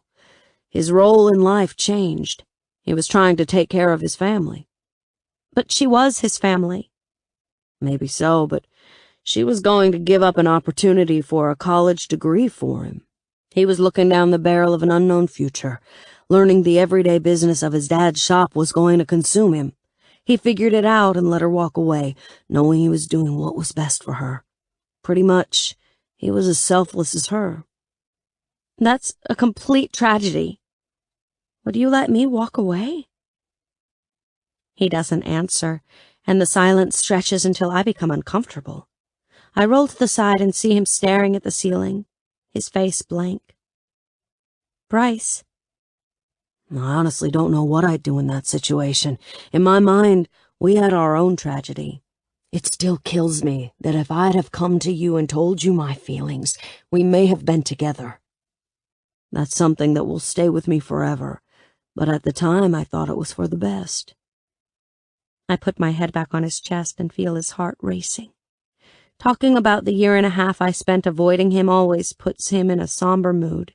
Even as far as we've come, he's in his own form of pain when we talk about it. For so long, I believed it was the loss of the baby, but now I know it was the future he was facing. We sit in silence for a few seconds in our own thoughts, the heaviness of the conversation weighing us down. A thought pops into my head that will ease the tension. It also makes my body tingle. Do you trust me, Bryce? With everything. I have a small surprise for you, but I need you to strip and promise to keep your eyes closed. His lips twist into his sexiest sin smile. This I can do. He lifts up, tearing the shirt over his head and removing his shorts in a quick motion. I roll off the bed and turn to him. Time to close your eyes, and under no circumstances can you open them until I say so. He does as I say, and I run into my closet, changing quickly. When I come out, he's got his hands behind his head and is wearing nothing but a smug grin, the boxers tossed on the floor. As if he knew what to expect, his hard, long cock is lying against his stomach. My brain screams at me to jump him, but I fight to stick with my plan. I crawl up the bed, kissing along both his calves, and position my hands under his ass. He tenses at my touch, but relaxes when I start to massage gently. Babe. Here's the deal. Do not open your eyes. If you do, I'll stop, and believe me, you don't want me to stop. You may not understand until later, but this is something I hope you'll remember forever." "Eyes are closed," he agrees, smirking. "No matter what, Bryce, eyes closed. I'm watching you." He nods unconvincingly. There's no way he's going to listen, but it'll be fun to watch him try. I run my tongue along the vein of his inner leg until I reach the top of his thigh. Then I repeat on the other leg. He squirms underneath. My mouth nips and licks from hip bone to hip bone, teasing him. When my lips graze the tip of his dick, he inhales loudly. Instead of sucking him in, I lick lower until his balls are in my mouth. Gently, I alternate rolling them with my tongue. He starts to pant, placing his hands on my head. His fingers thread through my hair, trying to guide me, but I resist. My mouth moves up, slipping his head between my lips. I play with him for a few minutes, wanting him to beg, but he bites his lower lip, forcing his eyes closed. Finally, I suck him in until he hits the back of my throat. He moans loudly, shoving his pelvis up. I increase my suction while still massaging his ass. He mutters something, then hisses my name, thrusting slightly. I alternate between sucking hard, then slowing down, watching him fight the urge to open his eyes. My own desire runs hot, singeing through me. His stomach constricts and starts to tremble, while his fingertips dig into my scalp. My heart races faster, knowing he's completely under my control. When his balls tighten against my chin, I move to his head again. "You can open your eyes now," I hum against his soft skin. The moment he sees me on my knees, in my orange cheer uniform, sucking him deep, he explodes. "Holy fucking shit!" he yells, pumping once more, then releasing down my throat. "Figured the athletic maintenance room wasn't really your fantasy of uniform sex, so I wanted to give you something to think about." His eyes darken and he reaches up, twisting me to my back. "Tell me you're ready." I widen my legs and he slips into me easily. "Thank fucking God." He leans down and sweeps his lips across my mouth. "That was fucking hot. Now I'm going to make sure you think of the same thing each time you wear this uniform." I arch into him, clenching hard. "Yes." He drives into me deep, hitting the right spot with each thrust. Our bodies rock together as he sets the pace.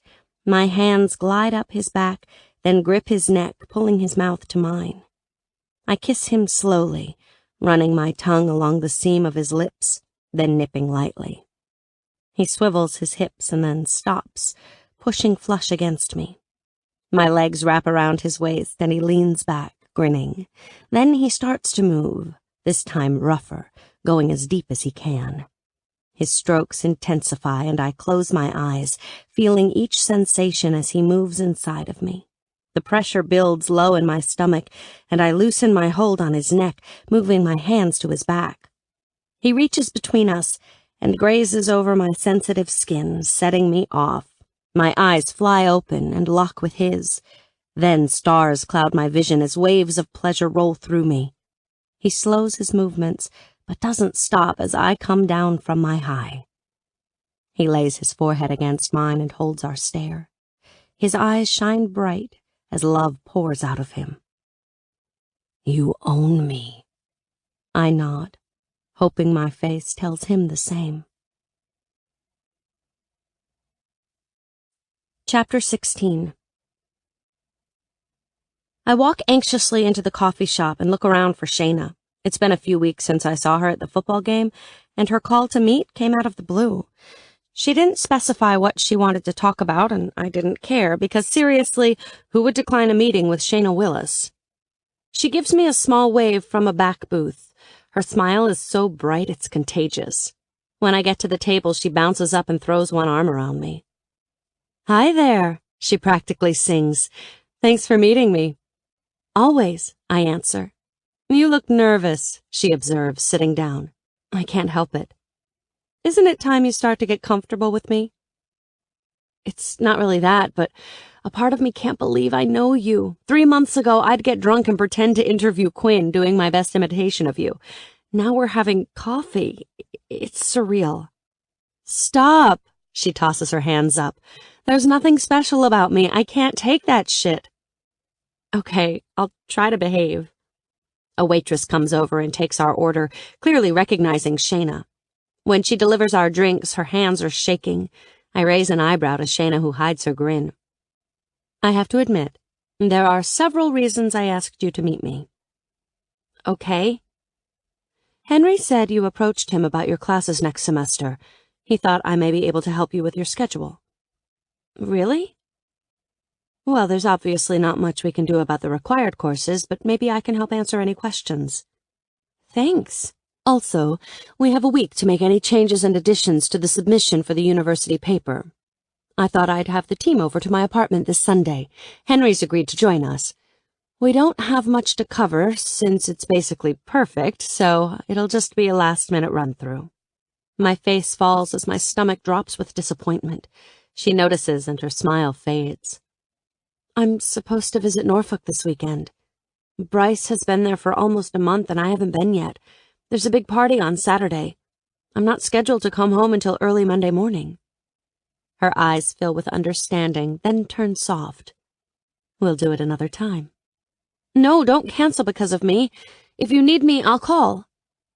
She nods in understanding. Tell me what else has been happening.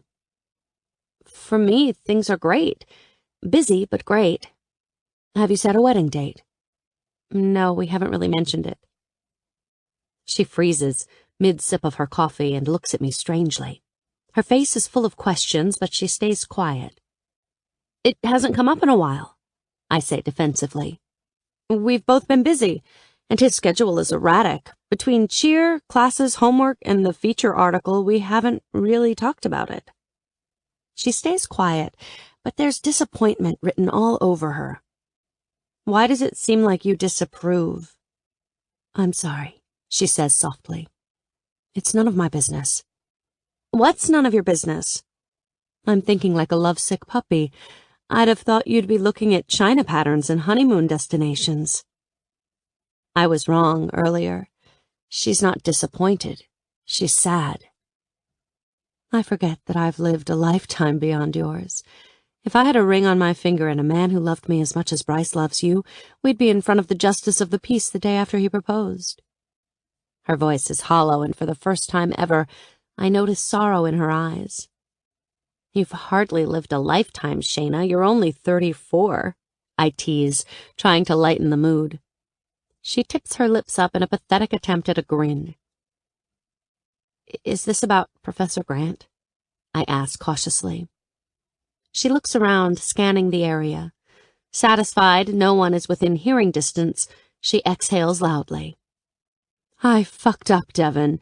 Really, truly fucked up. Jesus, what was I thinking? Is this about your decision to follow your career? Yes, I was an idiot. Why? I questioned softly, reaching for her hand. I could have had it all. Everything I ever dreamed of, but I was too ambitious and arrogant. Leaving Henry was the worst decision ever. I didn't know it at the time, but these last 2 months here with him proved I'm a fool. Do you want to talk about it? He's still perfect for me. He knew in Brazil I was coming to Virginia, and that my network rented me a corporate apartment, but his mind was more focused on the summer expo, so we didn't really talk about it. When I moved in, the first thing I did was invite him to dinner. That night, I let it all out, and there was no reason to keep dancing around what happened all those years ago. Oh my God, what happened? In true Henry fashion, he was understanding, supportive, and 100% forgiving, no hard feelings, no regrets. He held no animosity or anger. We decided to never discuss it again. Gradually, we've built this incredible relationship. The last 8 weeks have been more than I could ever wish for. Maybe I'm missing something, but this all sounds like really great news. It was obvious at the game a few weeks ago that you have chemistry. No one could miss the way he looked at you, or the way he held you close when you walked away. That's what kills me. This could have been the last 9 years, us together living the life we should have had. Guilt eats me inside. He's trying to help me get over it, but I've cried more in the last month than I have in my life, and that's saying a lot. He wouldn't have a son with another woman, a beautiful little boy who fills him with happiness and purpose, but each time I see him, he reminds me of my mistake. Shayna, there's no way for me to strip away the hurt, but you're overlooking a few things. You're an inspiration to women all over the world at an extremely young age. Journalism aside, you've accomplished major achievements that stand out. People trust and respect you. That is why they allow you into their homes and businesses to do your stories. You may be sad, but nothing you have done is a mistake. You're back now, fighting for the love of your life. He's forgiven you and opened the door for a future together. You have to stop looking back. Her eyes gloss over with unshed tears, and she visibly swallows, holding them in. The hand under mine flips and squeezes as her face clears of sadness. You're a spunky little thing, aren't you? Can't believe I unloaded on you like that. Anytime. But I'm glad to know it worked out with Professor Grant. Quinn and I had a complete plan when school started. Good thing we didn't have to meddle.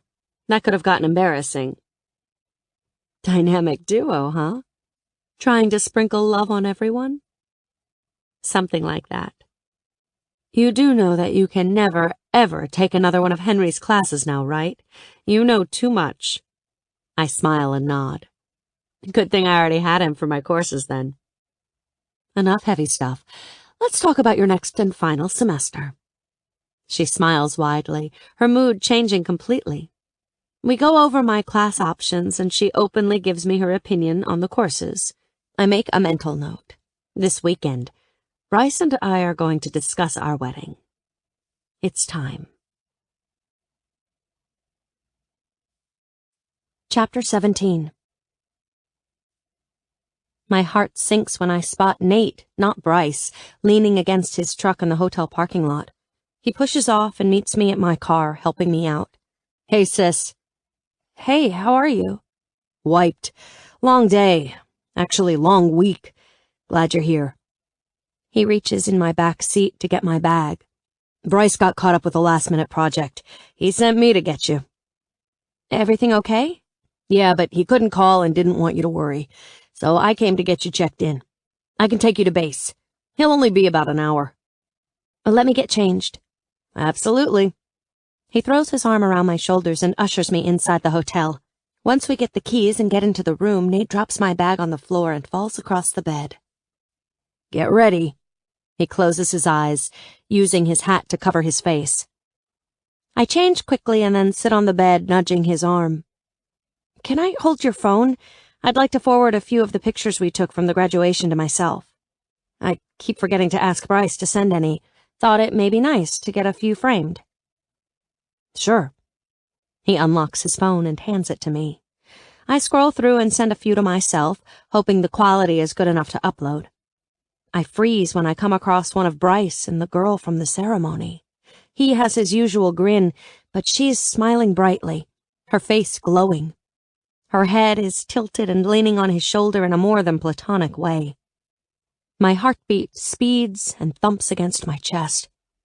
I glance over and see Nate's eyes are still closed, so I scroll through his text messages to see if it was forwarded or if he took it.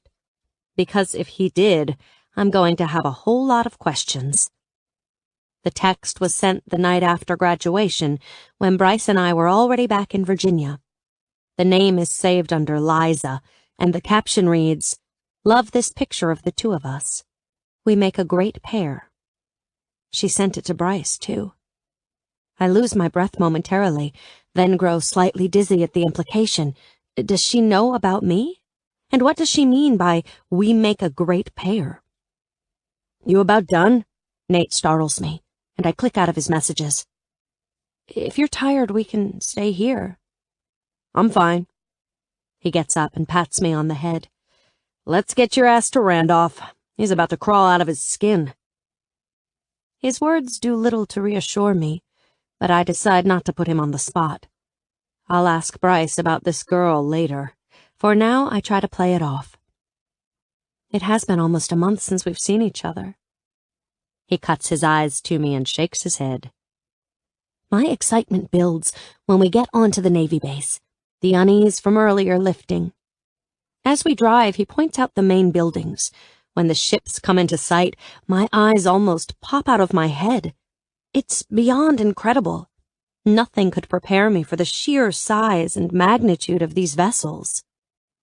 Pretty amazing, huh? I can't believe it. Can we go on one? I think Bryce is working on getting you a tour, but for now, we're meeting him at the commissary. We pass the area where their base housing is located, and Nate points out their place. Bryce explained their furnished 2-bedroom, 2-bath was clean and well kept, but it was a complete bachelor pad. They were hardly ever there, so they only had the basics.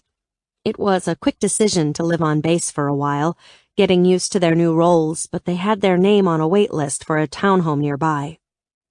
Why didn't we meet him at your place? I needed to pick up a few things, so it was my idea. Bryce isn't here yet, so we sit at a table outside and wait. Nate explains his job. He and Bryce have similar roles, but with different teams and areas of the ship. I bring up the latest version of the diving article on my phone and show him all the pictures I chose. He's making fun of me about my dive when I'm hoisted from behind and swung around. I squeal loudly as strong arms squeeze me, shaking me lightly. Hey, superstar, Tommy Betts booms. We finally got you here. Hey, Tommy, I hug him back. Good to see you. You ugly prick. You want to let my girl down? Bryce runs up, out of breath and his face beet red. Tommy lowers me slowly, his body vibrating with laughter. I turn and jump into Bryce's arms, not caring about the sweat pouring down his cheeks. His lips seal over mine, and I almost groan when our tongues touch. The taste of spearmint fills my mouth. He pulls back too quickly, nibbling on my lower lip. His eyes dance with happiness. Hey, babe. Hey, yourself. Shit, you should have seen your face, Tommy yells, still cracking up. Priceless. Payback is a fucking bitch, Betts. Remember that, Bryce snarls. I step back and notice we've been joined by a small group. I recognize Tommy and Rick from graduation, but there's another man and woman watching us with amusement. My gut coils when I recognize her not only from the ceremony, but also the recent picture on Nate's phone. Bryce introduces them as John and Liza. The minute I touch Liza's hand, my blood runs cold. When our eyes meet, her gaze is no longer amused, but indifferent. There's no warmth or kindness at all. Her stare alone makes me uncomfortable. Bryce kisses my neck gently, and her face turns to stone.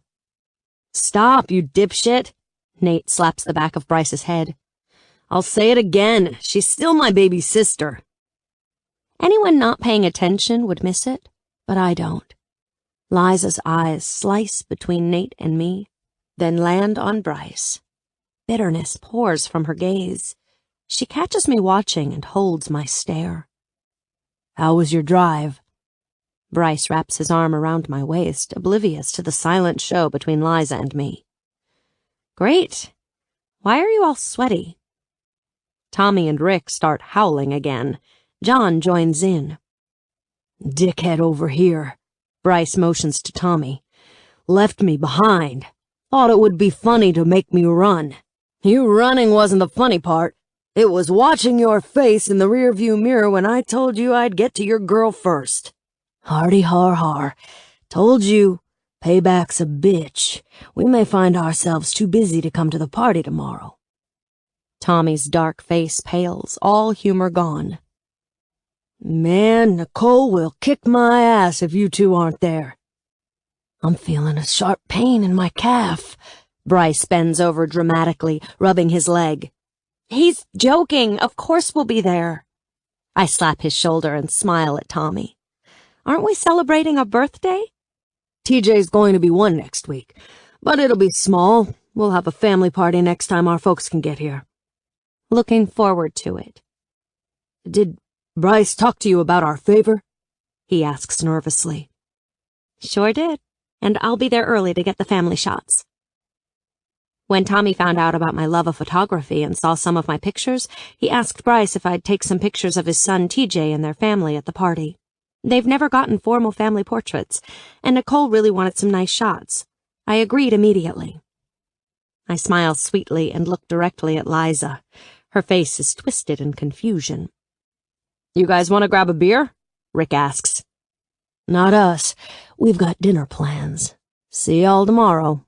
Bryce links our hands and tugs, indicating he's ready to go. I give Nate, Tommy, and Rick a quick hug and wave politely to Liza and John. She's no longer giving me a death stare, but is looking at Bryce with sadness. Maybe she didn't know about me? That seems impossible, but regardless, obviously Bryce isn't hiding his feelings. We have dinner plans? I question Bryce when we're out of earshot. Oh, yeah. He raises his eyebrows, and his face splits into a knowing smile. I definitely know what I'm having for dinner. A rush of heat travels through me. Liza's quickly forgotten. The nervous anxiety I had about meeting Bryce's friends is gone 3 seconds after we walk through the door. There are no introductions before Nicole Betts yanks me into a tight hug and squeals in my ear. Devin, it's so good to meet you. You too. I pat her back. She obviously shares her husband's love for affection. She releases me and goes for Bryce. He kisses her on the cheek, smiling. When she stands back, I finally get a good look at her. I have to fight my jaw from dropping. She's stunning. Looking at her is like looking at Vanessa Williams, beautiful mocha skin, sleek styled hair, striking blue eyes. When she smiles, her entire face lights up. Bryce runs his fingers down my arm lightly, breaking my trance. She stands back, inviting us in, as Tommy yells from somewhere in the house. I'm going to help him. Be right back. She disappears down a hallway and toward the sound of baby laughter. Bryce leads me to the kitchen and sits down on a stool, situating me between his legs. Remember the plan? Yes, but I still don't understand why we need an exit strategy. These are your friends. We need a strategy because there's a bed back at the hotel calling our names, he whispers, and kisses along my jawline. We have weeks of sexual frustration to make up for. I suck in a breath and try to step back, but his hands trap my hips. I thought we did that last night and this morning. Weeks, Devin. The image of you in that uniform with your mouth wrapped around my dick has kept me hard. The heat of his breath on my ear sends a tingle down my spine. Bryce, stop, I mutter breathlessly and squirm. That is hot. Nicole's voice cuts me off. I turn to see her and Tommy in the kitchen doorway with a baby on her hip. She uses her free hand to fan her face, and I cringe, my cheeks burning with embarrassment. Bryce chuckles against my neck. I force myself to step away, and Nicole gives me a small smile, her eyes twinkling. This must be TJ. This is him. We'd better act fast. This outfit won't stay clean for long. He understands we are talking about him and starts scrambling to get down. I've never taken photos with children, but I know we need to hurry. The patio is already set up for the party, but I spot a perfect area in the backyard with great lighting. You guys okay with outdoor shots? They nod in agreement and follow me. Other guests start arriving while we're taking pictures, and TJ loses interest in the minimal amount of posing I could get out of him. Tommy takes him as Nicole and I look through my image viewer at the results. Bryce brags about your photography talent to Tommy all the time. Thank you for doing this. She puts an arm around my shoulders. I love it. You want to make a career out of it? I'm going to try my best. There's still a lot I have to learn. I've only been around Bryce a few times, but the way he tells it, you're the shit. Nate says the same thing. Pride surges through me. Those two are biased. She opens her mouth, but snaps it shut. Her eyes grow wide, and I follow their path to the patio. TJ is squealing at the lady coming through the back door with a bundle of brightly colored balloons and her arms full. That's our neighbor, Mrs. Nix. She loves spoiling TJ. Go greet her. I'll take a few more snapshots of the cake and party. Then you'll have more for your album. She gives me a loud smacking kiss on the cheek and yells to the crowd, "Bryce, your fiancé is a gem." "I know," he yells back, and heat creeps up my cheeks. She runs to the house and I snap shots of the crowd, the cake, the presents, and TJ toddling clumsily toward the bright displays. I try to get a picture of everyone arriving. I freeze when I notice Bryce talking to a woman I don't recognize. My heart starts to race as she throws her head back, laughing, and puts her hand against his chest. Another guy joins them, handing her a beer. When she turns and locks eyes with me, my chest tightens. Liza's glare is full of disgust. Out of her uniform, Liza looks like a totally different person. Her outfit hugs her curves in all the right ways to highlight her body. The bun is gone, and now her long dark hair falls in waves down her back. She's wearing more makeup than yesterday, and her smoky eyes scream, "Night at a club, not backyard barbecue." We are opposites in every way. My light blonde hair contrasts with her dark.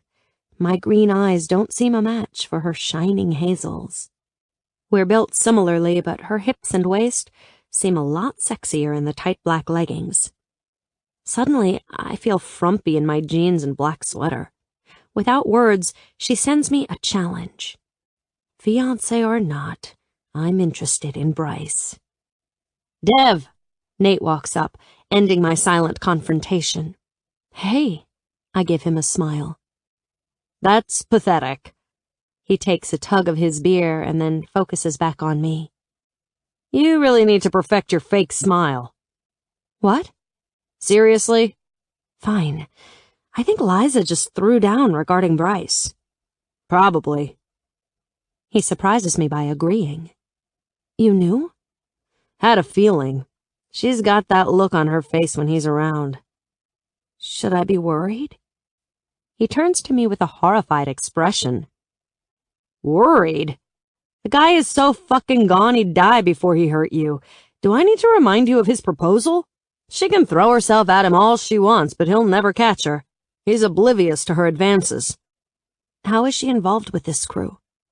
"She's a newly appointed officer on the ship." "That's why she was at the graduation?" "Yeah." "I'm pretty sure I don't like her." "Who?" Bryce slides his arms around my waist from behind. "Liza's interested in you." He tenses and turns me into him. "She's just a co-worker, nothing else." "Someone needs to tell her that. She had her hands on you." His lips curl up in a playful grin, and he bends, lifting me at the knees. My arms and legs wrap around him to hang on. One arm holds me up, and the other hand threads through my hair. He runs his lips lightly across mine, licking until I open slightly to allow his tongue to touch mine. Nate curses beside us as Bryce kisses me hard, putting on a show. Catcalls ring out behind us, but he doesn't stop, tilting my neck and going deeper. I grow dizzy from lack of oxygen and finally break away, resting my forehead against his. "What was that for?" "A little reminder that you have nothing to worry about, ever." Let's hope Maneater gets the hint. He throws his head into my neck, laughing loudly. "Everyone in this zip code knows how madly in love I am." I lean down and give him a quick kiss. Maybe once you have a wedding ring on your finger, the women will finally get the hint. "Are we ready to discuss the wedding?" His smile widens. "Tomorrow, all day. We've got a wedding to plan." His already glowing face shines brighter. He lets out a loud whoop and spins us in a circle. I'm pretty sure my smile is as big as his. Chapter 18. Nate and I will be at your apartment before you have to leave on Saturday, maybe even before you wake up. Bryce kisses across my forehead. I cling harder to his chest and nod. As always, I'm in denial about leaving. This is the first time that I have to get in my car and drive away from him alone. Devin, baby, maybe you should go back upstairs and sleep some more. I'd feel better about you driving if it was at least daylight. The bed's too empty without you. I promise I'll be fine. You're going to call Quinn the second you hit the interstate, aren't you? Yep. If I'm up at 5 a.m., she needs to be too. Besides, she's itching to hear about the weekend. The 10 text messages she sent said so. He chuckles lightly and holds me close. Going to call your mom tonight? I nod again. His hands slide to my cheeks and force me to look at him. You know how much I love you, right? My vision becomes blurry and I bury my head in his neck. I'm going to miss you. We hold each other for a minute before he forces me into my car and straps me in. His lips brush along mine, then he closes the door and steps away. I back out and watch him in the rearview mirror until he's no longer visible. My phone vibrates against my thigh, and I smile at the message. Bryce, you are my world. Don't forget that. Drive safe, call me after class, and give me a date. I plug in my Bluetooth and dial Quinn's number. She answers the phone surprisingly chipper. Are you actually awake? I question in disbelief. Yes, set the alarm for 5 minutes ago. Actually had time to set up my iPad for notes. Why? Because that ridiculous pussy-whipped guy of yours sent me a message last night. He was worried about you driving this early in the dark by yourself. He also said you had wedding information. Sneaky. He didn't mention it to me. Probably because he's Bryce, and his weird magic mojo knew you'd call to wake me up. So he warned me. You're right. So, where should I start? Tell me about the weekend first. I tell her everything, filling her in on the entire trip. Her silence makes me uncomfortable when I finish the story about Liza. I don't trust the bitch. She sounds worried. I don't either, but what can I say? They work together, and she's a naval officer. I'm not concerned about Bryce at all. The guy probably left his dick in your vagina. Quinn? Sorry, but it's true. He's 100% eaten alive by you. You know it's mutual, right? You may tease him mercilessly, but I'm over the top in love with him, too. Oh, yeah, but he's also fucking whacked out of his mind. This weekend he'll probably shadow your every move. It's not that bad. Whatever. Back to this Liza chick. When I say I don't trust her, it's because she obviously doesn't know who she's dealing with. Next time you head over to Norfolk, either I'm going with you, or we're going in with a plan of attack. She sounds like a porja cadela. She may be a fucking bitch, but seriously, she's stunning. She's also a dumbass. Better yet, a blind dumbass. The jealousy starts to disappear. Quinn and Nate are right. I can't let her get to me. Okay, now we have a wedding to talk about. We want to get married next summer. Finally! We have a season. You knew it was probably next summer. Yes, but you wouldn't commit. I was beginning to think you wanted to be a winter bride. I let out a loud breath and swallowed the lump forming in my throat. My hands clutched the steering wheel tightly, trying to ignore the squeezing in my heart. I didn't have a choice. Well, that's not true. I had a choice, but not one I wanted to take. My voice quivers, and she immediately picks up on it. Death? What's wrong? Bryce's face flashes in my mind, the look of pain when I told him what I was dreaming about for our wedding.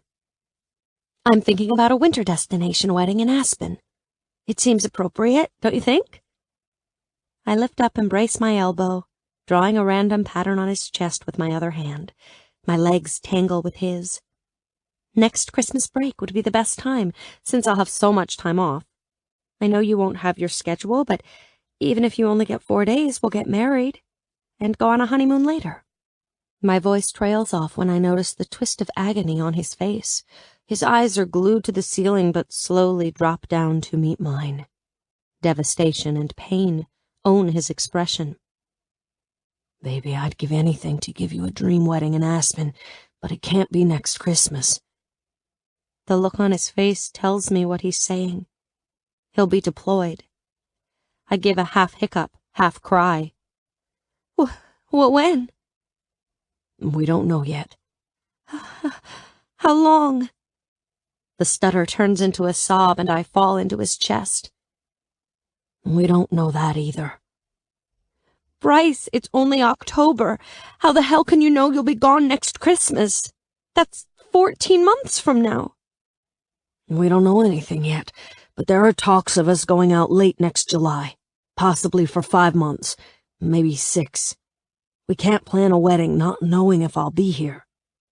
His arms tighten and I sob harder. After a few minutes, I force myself to calm down and move out of his arms. I rub my eyes and sit up. He braces against the headboard and positions me between his legs. Jesus, please stop. Guilt floods me. He is crushed when I cry. I may be upset, but it physically hurts him. I'm sorry. If you have your heart set on a winter wedding, we can wait until the next year. No, hell no. We're getting married next summer, after I graduate. Can we do that? His face softens and his eyes start to sparkle. Yes, we can do that. Is that really what you want? Do you want to wait another 26 months? Fuck no, but I want you to have everything perfect. Would you want to do a destination? Maybe. Where are you thinking? I think for a second and then snap my head up, disregarding the idea. Never mind. His eyebrows scrunch in confusion. Can you imagine? If we invited our friends and family to a tropical destination for the wedding, they'd never leave, so essentially we'd be spending our honeymoon with them, too. Good point. Quinn would probably get adjoining rooms to piss me off. No doubt. But you know, we could do a destination closer to home and then take off on a tropical honeymoon. You have anywhere in mind? His eyes search mine as his lips curl into a cocky grin. He cups my face in his hands, rubbing his thumbs across my cheekbones. Destin. The idea bounces around in my mind. Yes, I breathe out. It'll be perfect. Next summer, you'll be my wife. His lips and tongue run lightly across my own. Yes, I will. Hello, Earth to Devon, are you still there? Quinn's annoyed voice interrupts my thoughts. Yes, sorry. I fill her in on the conversation with Bryce. I'm sorry, Devon. Aspen would have been magical. This is her best friend way of saying she's sorry about Aspen, but she's so sorry about Bryce's deployment. I know, but we'll make Destin magical too. It holds really good memories. We have a destination and a month. What's next? I'll talk to Mom tonight, and then we'll get started with the location and set a date. She agrees and tells me about a few places she finds online.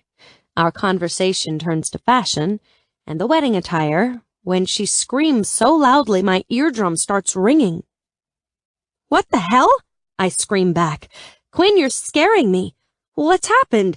Should I hang up and call the police? Oh my God, Devon! We did it! We all did it! We're going national!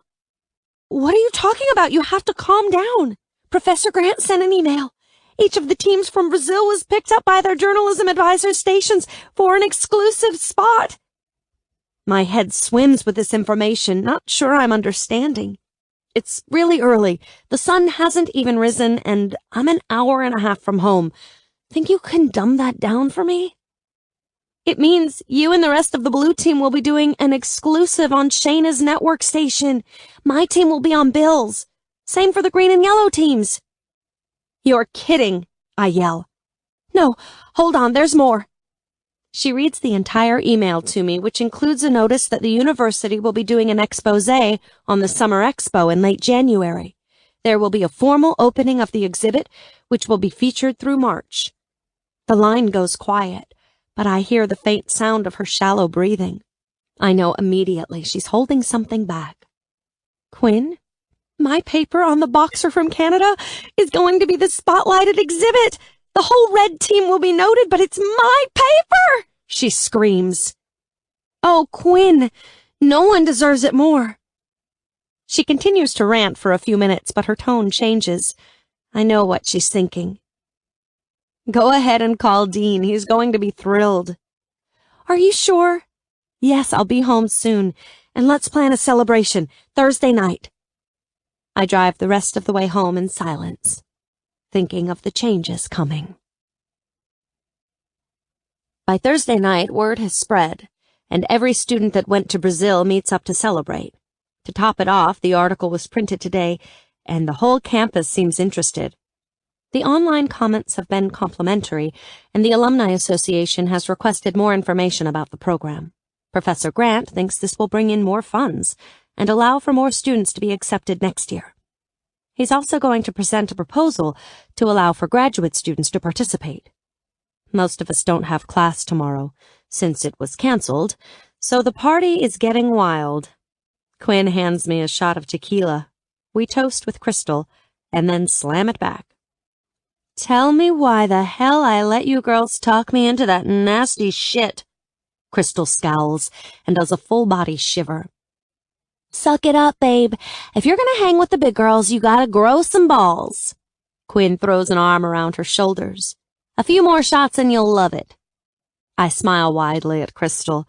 It's been weeks since she came over, and we spent the night reminiscing about her relationship with Morgan. She was shocked to hear my background with Bryce, unbelieving that I cut him out of my life. The one time she met him at brunch, she said it looked like we had been together forever. Quinn and I agreed, after she passed out, that she was our next matchmaking project. We really didn't get to do anything with Shayna and Professor Grant, so Crystal was getting our attention. I decline the next shot and sip my beer. Bryce hasn't called or responded to my messages since lunchtime, and he usually calls before going to the gym. I check the phone again, and Quinn snatches it out of my hand. Stop it. He'll be here in less than 2 days. Enjoy the party. I am, I insist. She opens her mouth to argue when there's a loud noise from the front. Jeremy Silver and a few others from our cheerleading crew come toward us. Nice article. He takes me into his arms, then spins me toward Roxy, who is waiting. The music starts, and Quinn drags Crystal and me to the dance floor. Soon most of our group is dancing around. I get a sense of déjà vu from our last party in Rio. This time, though, Hank is as far away from Quinn as possible. I point this out, and we double over laughing. The song ends, and instead of leading into another song, the DJ comes over the microphone. Okay, all you Cavaliers, let me hear you. The whole place erupts in cheers and whistles. This crowd looks like it's ready to kick some Tar Heel ass this weekend. The yelling gets louder as the faint drum of the school song starts. I look at Quinn, who's grinning like a loon. She grabs my hand and leads me directly to Jeremy and the rest of the cheerleaders. We all share a look and give a small chin lift. This doesn't happen often in bars or clubs, but it's pretty common around campus, especially on game weekends. I get into position in front of Jeremy and lean into his ear. How much have you drank? Not even 1 beer. We'll go to shoulder on 6. As soon as the beat hits the chant, we all jump in. The routine is pretty simple, with a pattern of claps, arm pumps, and calling out the words. On count 6, Jeremy lifts me easily to his shoulder and the bar goes wild. The DJ keeps the momentum going with a few more spirited yells, but I freeze. My pulse starts racing the second I sense him. Bryce is here. The scent of his cologne assaults me, and when I glance back, he's standing behind Jeremy with his arms stretched. Jeremy braces the back of my knees, and I fly into Bryce. He catches me easily and crushes me to his chest. My arms wrap around his shoulders, and I bury my face in his neck. You're here. He lifts my head back and gives me his signature smug grin. Seems so. I roll my eyes and seal my mouth to his, kissing him hard. His fingers fist my hair, tugging against my scalp. I moan into his mouth, tingles shooting through my whole body. Slowly he moves back and kisses along my jawline to my ear. Babe, if you don't stop, we're going to give everyone a show. I'm not opposed to finding a dark corner or possibly another maintenance closet. Stop what? I flutter my eyelids and give him my most innocent voice. I was only reacting to your surprise arrival. He chuckles and pecks me quickly, then sets me down. Walk in front of me and get us seated. I wasn't kidding about finding a corner. He flexes into my hip and I feel the hard outline. I get us to the booth and he situates me onto his lap. Nate walks up with a bucket of beer and sets it on the table. He gives me a quick kiss on the cheek and sits across from us. What are you guys doing here? You've been talking about this celebration since Monday. We didn't want to miss it. Bryce responds. What about work tomorrow? I thought you couldn't get here until Saturday. We actually still have to work tomorrow, but it's a special assignment. What's that? We're meeting with the ROTC program in the morning, then making an appearance at a military recruiting event. Nate snickers under his breath. Bryce pulled this out of his fucking ass, but I jumped on board. Wanted to be here to celebrate your big accomplishment. He jerks his chin in approval. There's something I need to tell you. We're not alone. Bryce is cut off by a voice that makes my skin crawl. You really are a cheerleader? Liza says accusingly. I stiffen, and Bryce's arm snakes around my waist possessively. Nate raises one eyebrow at me, waiting for my reply. Yes, I am. How are you, Liza? Great, but it's been a while since I've been in a college bar. Forgot about all this shit.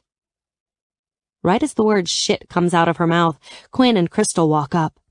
Then another woman I don't recognize joins us at Liza's side. She's also very pretty, but more in the girl-next-door way. Suddenly I become anxious, knowing Bryce is here with them. Quinn sums up the situation instantly and takes care of introductions. The new girl's name is Danny, and she's also on the ship with Bryce. She gives me a warm smile and I immediately relax. Unlike Liza, she is kind and non-threatening. She shakes my hand enthusiastically and congratulates me on my engagement. At her words, Liza rolls her eyes, which adds fuel to Quinn's fire. So, Bryce, are you going to chill since the date's been set? She teases him. I'm not falling for it, Quinn. Not taking your bait tonight. He drinks his beer and rests his head on my shoulder. There's a date? Crystal squeals. Yep, June 19th.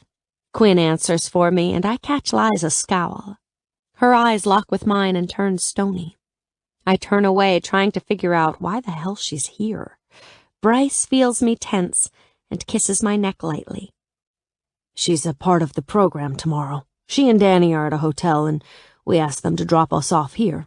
If you want to leave, we'll get our bags out of her car and leave. No, she's not ruining my night, I whisper back. Quinn fills Crystal in on my wedding plans so far, and Nate guzzles his beer, shaking his head. He mumbles something like, "Shoot me now." Then Liza makes her big mistake. She lays her hand on Nate's shoulder and pats lightly, talking softly. Don't get upset. June's a long time from now. A lot can change. She may have thought she was funny, but the whole table goes still. Nate's face swings to the side with irritation. Bryce growls behind me and slams his beer to the table. Crystal and Danny look at me uncomfortably. Quinn shakes her head, chuckling obnoxiously. Let me give you a hint, Navy girl. Don't poke the bear. And by bear, I mean Bryce. Liza squares her shoulders and narrows her eyes at Quinn. My name is Liza, not Navy girl. And I hardly think pointing out that things can change in 8 months is poking anything. Bryce speaks up. His voice is deep, giving her a warning. You're right, Liza. A lot of plans can change in 8 months. Flowers, dresses, shit like that. I'm going to assume that's what you were referring to. That's exactly what I meant. Why the hell is everyone so sensitive? Jesus Christ. She looks right at him, then me. Her expression is blank, but her eyes tell me exactly what she meant. It's official. This woman's going to be a problem. Chapter 19. My skin tingles where Bryce's lips kiss up my spine. When he reaches the area between my shoulder and my neck, he bites down gently and then runs his tongue along the sting. Your taste is like a drug to me. I literally wake up wanting to lick every inch of you. I whimper and arch into him. His hand skims down my side and around my waist until his thumb grazes the sensitive area below my belly button. My legs spread apart, one wrapping around his thigh. His fingers slide lower, teasing me, until I'm grinding against his hand. Bryce. Stop teasing me. I'm not teasing, baby. I'm taking my time. This morning, it's all about you. All weekend, I've fucked you hard and fast, but not now. Now I savor. Slowly, he glides one finger into me, rubbing lazy circles around the surrounding skin. Another finger goes in, and he massages me from the inside. I tighten my muscles, and he nips my earlobe. Removing his fingers, he untangles my legs and rolls me to my side. I rub my thumbs along the scruff that's grown the last few days. I like the 3-day growth. It's sexy. His eyes melt and he bends down, kissing me lightly.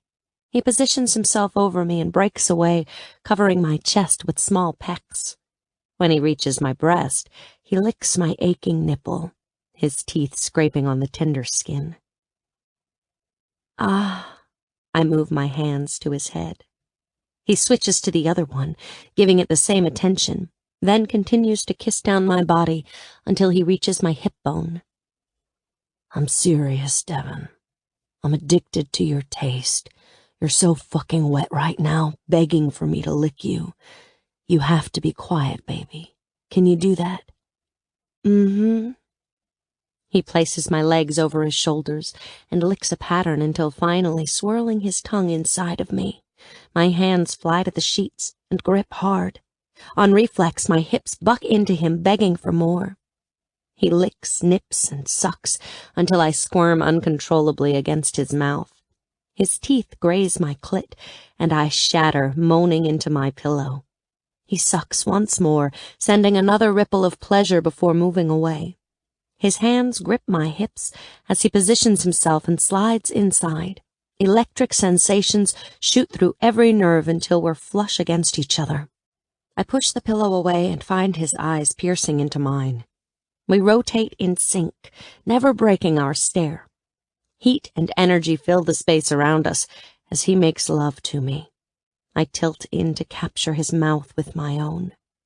His hips swivel, and I hum on his tongue. His resolve to go slow breaks as his strokes speed up. Sweat trickles down my back, and I have to break away to breathe, my mind dizzy with lust and desire. The familiar coiling starts in my stomach again with the intensity of his movements. Come with me, baby. His voice is smooth and sexy. I do as he asks, rasping his name when the orgasm explodes. Tremors rock my body, and I gasp to catch my breath. He grips my hips and groans deep, pulsing inside of me. His body stills, neither of us moving as our heartbeats race together. I dream of the days that we can start every morning like this. He sweeps my hair over my shoulder and rests his head. Me too. We stay wrapped together until our breathing evens out. He leans back, breaking our connection, and rolls off the bed. He comes back from my bathroom with a warm cloth and cleans us both before crawling back in bed. Shit. I need to unlock the door in case Nate needs to get in. I'll do it. I glance at my clock and gasp. It's 6 a.m. He shrugs and then links his hands behind his head, smirking. What can I say? Told you I was addicted to your taste. I had a craving. Flush creeps up my cheeks as I throw on his shirt from last night. Well, lucky for me. Any time, babe.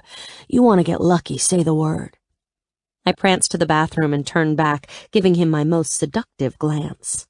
You have 5 minutes, and then it's your turn to satisfy my craving. Again. Greedy this morning?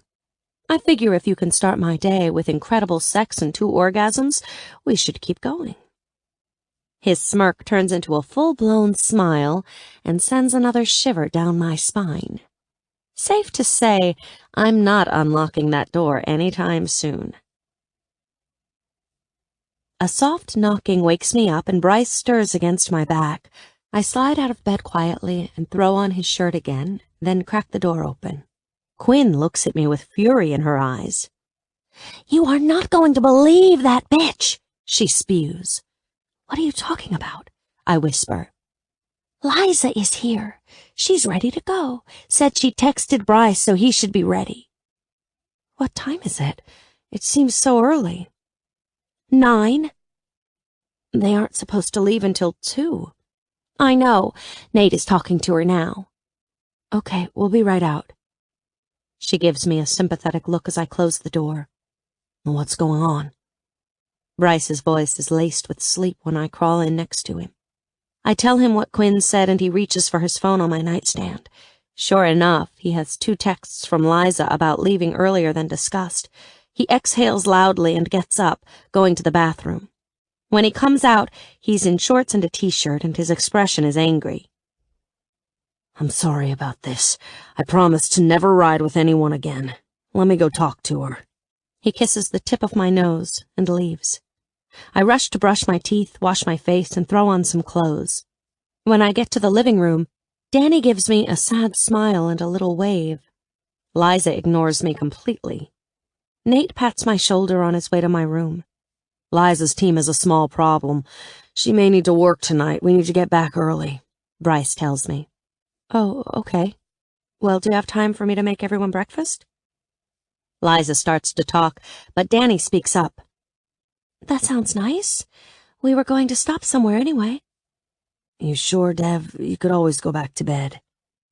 Bryce tucks my hair behind my ear and looks at me sadly. There's plenty of food. I'll get started while you pack. He searches my face for a short second, then kisses my cheek and walks back to my room. Quinn comes in with 2 coffee mugs and hands one to Danny. They turn on the TV to Bill Tame's Sunday morning program. When Danny learns that we know him personally, she launches into 100 questions about our trip and mentors. Liza picks up the student newspaper on our coffee table and looks at me with unbelieving eyes when she sees the front page article. This is you? She asks, pointing directly to my name. Yes, I confirm, turning to the kitchen. I gather all the ingredients and prepare one of my mom's recipes, wishing like hell we weren't having breakfast with Liza. I'd like to think she's no threat, but I'd be lying to myself. Even though Bryce gives me no reason to worry, she's definitely got an agenda. You're talented. I'll give you that. Liza's voice jars me out of my thoughts. Heard that about you for weeks. Never believed it. She sits at the kitchen bar, staring at me. Not sure if that was a compliment or an insult. Bryce and Nate have mentioned your knack for words and pictures. Even Nicole said the pictures you took were cool. When Bryce said you were celebrating your work, I assumed it was a puff piece. But the article was good. Why do you act so surprised? You don't know me well enough to make assumptions. She shrugs unapologetically and looks at me with the same distaste I've become used to. I square my shoulders and swallow hard, staring right into her cold eyes. Confrontation has never been my style, but she's testing my patience. Listen, Liza, I'm not sure what your problem is, but you need to get over it really quick. I've never done anything to you. but the few times we've been around each other, you've had this silent communication. It's obvious you're interested in Bryce, but you need to forget about it. If you think throwing yourself in his line of sight constantly is going to get him into your bed, you're mistaken. Just because there's distance between us doesn't mean shit. Bryce is faithful and dedicated. You're wasting your time on the wrong man.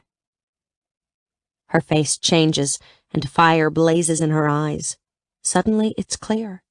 She's not only interested in Bryce, she's really interested in him. Anger washes over her, and she glares at me before finally speaking. I'm going to say this as respectfully as possible, seeing as I'm in your apartment. You are delusional. What are you, like 20? I can see how you would build it up in your head about plans for the happily ever after. But I'll bet anything I have that there is no wedding next summer. Bryce has the potential for an incredible future with the Navy. You'll never understand what that is. He may think he loves you, I'll give you both that, but the first time he's on a ship for months at a time, not many men can handle the temptation. I can personally attest to this. My half-sister is a product of an on-ship tryst. Only other Navy people can truly understand the lifestyle. Swoosh, swoosh, swoosh is all I hear as my ears ring with her declaration. She smiles smugly, and my skin starts to crawl. Did you insinuate that Bryce will cheat on me? Not only that, did you also imply my wedding will be canceled because I can't be a Navy wife? And what does my age have to do with anything? Truly, I'm trying to give you advice and insight. Will Bryce cheat? I can't say for certain, but the chances are there. As for being a Navy wife, you aren't cut out for it. That's written all over you. Quinn and Danny come into the kitchen and Quinn hisses, Bestira cadella. Don't speak cheerleader language. Liza insults her openly. Then it hits me, and the thought slips out of my mouth. You don't really have to work tonight, do you? She shrugs, non-committal. Anger pulses through my veins, and I open my mouth to scream when Nate comes into the kitchen and immediately assesses the scene. He gives me a questioning glance, and I jerk my head, too mad to talk. Liza, tell me you aren't pulling your shit standing in my sister's kitchen, he hisses. No shit. I was only telling her about the challenges of being a Navy wife. Oh, yeah, also complimented her on her article. He looks between us, clearly not trusting her, but also not wanting to cause a scene.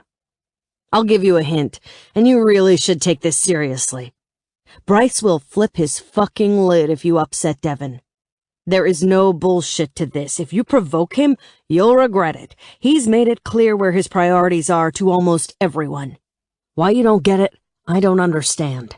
No need to get testy. Devon's a big girl. She should be thanking me for helping her understand our lifestyle. What lifestyle?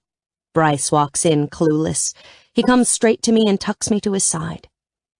The Navy lifestyle. Liza was telling me that it takes some adjusting to. His chest tenses under my hand. Well, lucky for us, by the time you're done with the master's program and move to Norfolk, I'll help you adjust. Liza's face changes at the mention of my continued schooling. Her thoughts are clear. Quinn, can you watch the oven? I need to speak to Devon for a sec. Bryce takes my hand and leads me to my bedroom. Her words bounce around in my head, and I debate relaying our conversation. He turns me to him and cradles my cheeks, lifting my face to his. The instant our eyes lock, I know it was stupid to let her get to me. She's a callous, jealous, and nasty woman who knows nothing about Bryce. I don't know what she said, but I heard Quinn call her a bitch. Do you want to tell me why you look like you're about to cry and scream at the same time? She's very interested in you, Bryce, and I'm afraid even the ring on my finger isn't going to distract her. She's beautiful and— Stop. It's done. No more. I'll have a talk with her and make sure to set things straight. She's your co-worker. Yeah, and I'll have to deal with her, but you won't. I can handle it. I shove my face into his chest, and his hands massage my shoulders. You can, but you shouldn't have to. You're my priority. She made you feel uncomfortable, which is unacceptable. I've never given her any indication we'll be more. I've been off the market since a certain sassy mouth came into my life at 15 years old. It wasn't until 3 years later, when she laid her perfect lips on mine, that I knew she was going to be my angel. I fucked up once and paid dearly with a void in my heart. Do you really think I'm stupid enough to fuck this up? No. And I'm an idiot. She played on my insecurities. Don't you see her positioning herself into your personal life? Not until this morning. That's exactly why once I get my ass back on base, she's nothing more than a colleague. This was a mistake to come to Charlottesville together. No. I sigh and look back up at him. It makes sense to carpool since it was a work function. I'm being childish. As of this second, erase her from your mind. I want you concentrating on this morning. He nibbles lightly on my earlobe. Until you visit me in 2 weeks, I'm going to replay the vision of you underneath me, squeezing my dick until I saw spots, the taste of your skin on my lips. Bryce, I squirm, rubbing my legs together. Yeah, I'll remember that too. All the ways you say my name when I'm inside you. This is what I want your mind to be filled with, not anything else, because there is no woman ever who will turn my head. And if I haven't proven that by now, then I am falling down on the job. I'm sorry. You never make me doubt you. Remember our rule. Never be sorry. Always be honest. I nod and lift up, brushing my lips against his. Always. Now we better get back in there because Quinn may have used her entire Portuguese dialect and started on more creative phrases. Tell me you love me. He hums against my mouth. I love you more than anything. Don't forget it, Devon. We're a team, and the Lizas of the world can't threaten my feelings. I nod and smile with a renewed sense of security. Fuck you, Liza. Chapter 20. Girl, you have no idea how much you have done for me. I've got Christmas almost done for our families with these pictures. Nicole gushes about the photo file I sent from TJ's birthday. Quinn listens over the speakerphone and fakes a gag, shaking her head. Nicole, you have to stop. There's not enough room in the car if her head gets any bigger. Shut up, bitch. I slap her across the seat. They were great pictures. When will you be here? I can't wait to meet this girl. Nicole refers to Quinn. Her boyfriend Dean is flying in at 4:15, so we'll swing by the airport and then meet Bryce at the hotel. The sitter will be here at 8. See you at the bar at 8:30. Everyone is excited for a night out. Nicole, who's everyone? I bite my lip nervously and shoot a quick look at Quinn. Normal crew, Tommy, me, Rick, and his date, and Danny. We stay quiet, waiting to see if she mentions anyone else. Devon, if you're worried about Liza, don't be. When Bryce got home 2 weeks ago from your place, he made it clear to Tommy and Rick that Liza made you uncomfortable. Tommy doesn't know details, but no one invited her tonight. Shit. That makes me sound like the biggest bitch in the world. She's your friend and works with the guys. No, you're not a bitch. I'd like to think Tommy would make the same request if someone were making me uncomfortable. She and Tommy have worked together for the 3 years we've been stationed here. In a way, I feel sorry for her. Why would you feel sorry for her? She's obviously doing well with her naval career, not to mention she's beautiful and intelligent. Devon, she's exceptional at her job. Tommy says she's the type of person you want working with you due to her precision and skill. But when it comes to personal relationships, she's very misled. She carries a chip on her shoulder. Her dad was military and did a number on their family when she was a teenager. She never recovered. When she was at my house, She mentioned a half-sister who was the result of a ship tryst. Then she proceeded to tell me I'm not cut out to be a Navy wife. Shit! What did Bryce say? She didn't tell him, Quinn pipes in. She really should, because he'd go fucking ballistic if he knew Liza insulted either of them that way. Bryce is a maniac when it comes to Devon's happiness. He would verbally annihilate Liza. Well, you don't need to worry about anything tonight. It's a public bar that's popular among the guys, but if she shows up, we've got your back. Isn't she your friend? I don't want to cause friction. Friend is an intimate word. I tolerate her for Tommy and Danny's sake. Danny is one of the best women I've ever met, and for some reason she puts up with Liza. She shared her sob story one night when drunk. Her dad fucked up her opinions on love and relationships. She has no guidance. Tommy talked about his bunkmates often, and through him I learned about you. Knew immediately we'd click. When the guys got back to base, it was obvious Liza had her sights on Bryce. I think he made his feeling about you clear at TJ's party. At this point, I've held back, but if she fucks with Dev this weekend, I'm going to step in and tell Bryce everything. And let's not forget Nate. When he unleashes, it'll be nasty, Quinn informs the both of us. Nicole's laughing fills the car, and then a small squeal sings in the background. She tells us TJ's waking and promises to see us in a few hours. When we hang up, Quinn stares out the window quietly. What's on your mind? I ask. I'm thinking about how different our lives are going to be. You're marrying a military officer. If things go well, I'm marrying a lawyer. It's finally hit me that we're not going to have houses in the same neighborhood where our kids grow up together. Tears spring to my eyes when her voice breaks. I reach for her hand and hold tight. We may not live in the same neighborhood, but we'll always be us. Nothing can tear apart the duo. Yeah, you're right. Distance can't stop us. We're still going to take the journalism world by storm and kick ass. Damn straight. She whips her head and looks at me with wide eyes. Damn straight? What, are we doing a throwback? What? Damn straight is a hip term. If you're my mom. Darn tootin', I shoot back. We both burst into laughter, erasing the somber mood from earlier. Can we talk about something not so heavy and depressing?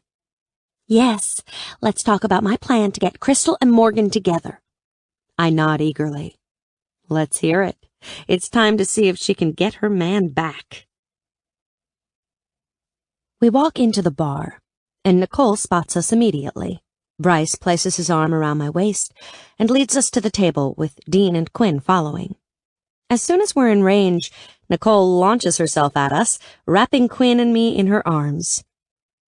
I never thought you'd get here. Pfft!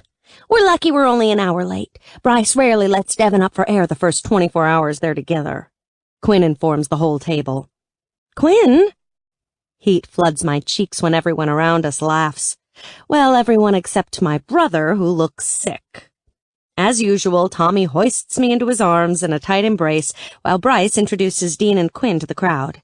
Danny gives both Quinn and me an enthusiastic hug and launches immediately into questions about school.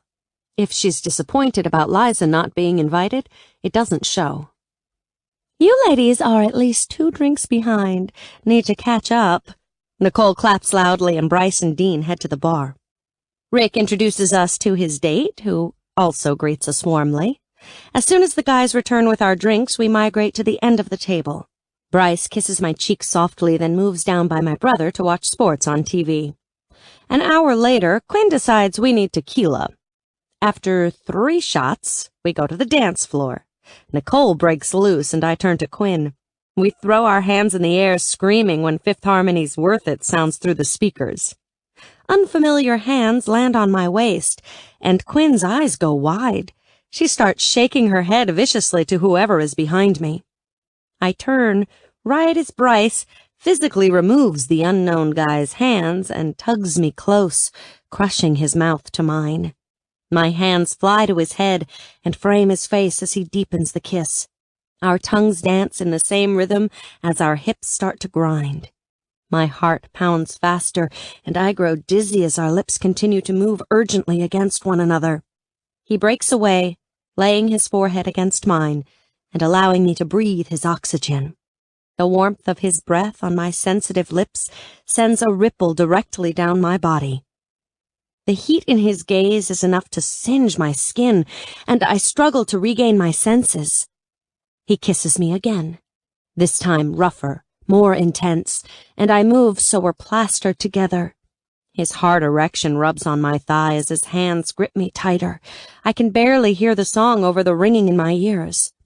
Catcalls and whistles finally wake me out of my Bryce fog, and I withdraw slowly. He doesn't let me go far, burying my head in his neck, lifting me off the floor. Mine. Even with my body blazing, goosebumps break out on my arms. Yours. My voice is hoarse. He sets me down but doesn't let go. The songs bleed together and Bryce never allows more than an inch between our bodies. I'm pretty sure our erotic showcase should be a bit more private, but I can't seem to break away. His body seduces mine with each dip and movement. The music pauses, forcing us to stop dancing, and I notice we have a small audience. Danny and Nicole are leaning into each other, pointing at me teasingly. Behind them, Liza stands with hatred and jealousy glowering on her face. Bryce places his finger on my chin and forces my eyes to him. His intense stare is full of passion, and I forget about Liza instantly. 1 hour. Then we're gone. 1 hour, I agree. Thankful Dean and Quinn have my car. Tonight and tomorrow, you are naked except for the one surprise I have planned. My cock is in fucking agony, begging for you. As if in a trance, I bob my head. Naked. His lips rub across mine, and he turns me so my back is to his front, hiding the bulge in his jeans. Easily, he maneuvers us through the crowd and back to our table. We could probably have gotten in trouble for that extremely public display, I whisper to him, feeling my face blush. Don't give a fuck. Served several purposes. First, every fucking dick in this place knows you're taken. Second, no room for misinterpretation on my status either. Nate shoves my phone I left on the table at me. I think you need to check your messages. Someone's ass is on fire because it's buzzing off the hook. Quinn runs up, waving her own phone. Crystal says we need to find Shayna's station and turn it on quick, like 911 quick. I scroll through my messages while she looks up the channel. I have 3 missed calls and 5 texts. Shayna. Devin, if you can get to a TV, turn to my station at 11. Shayna. Haven't heard back. You around?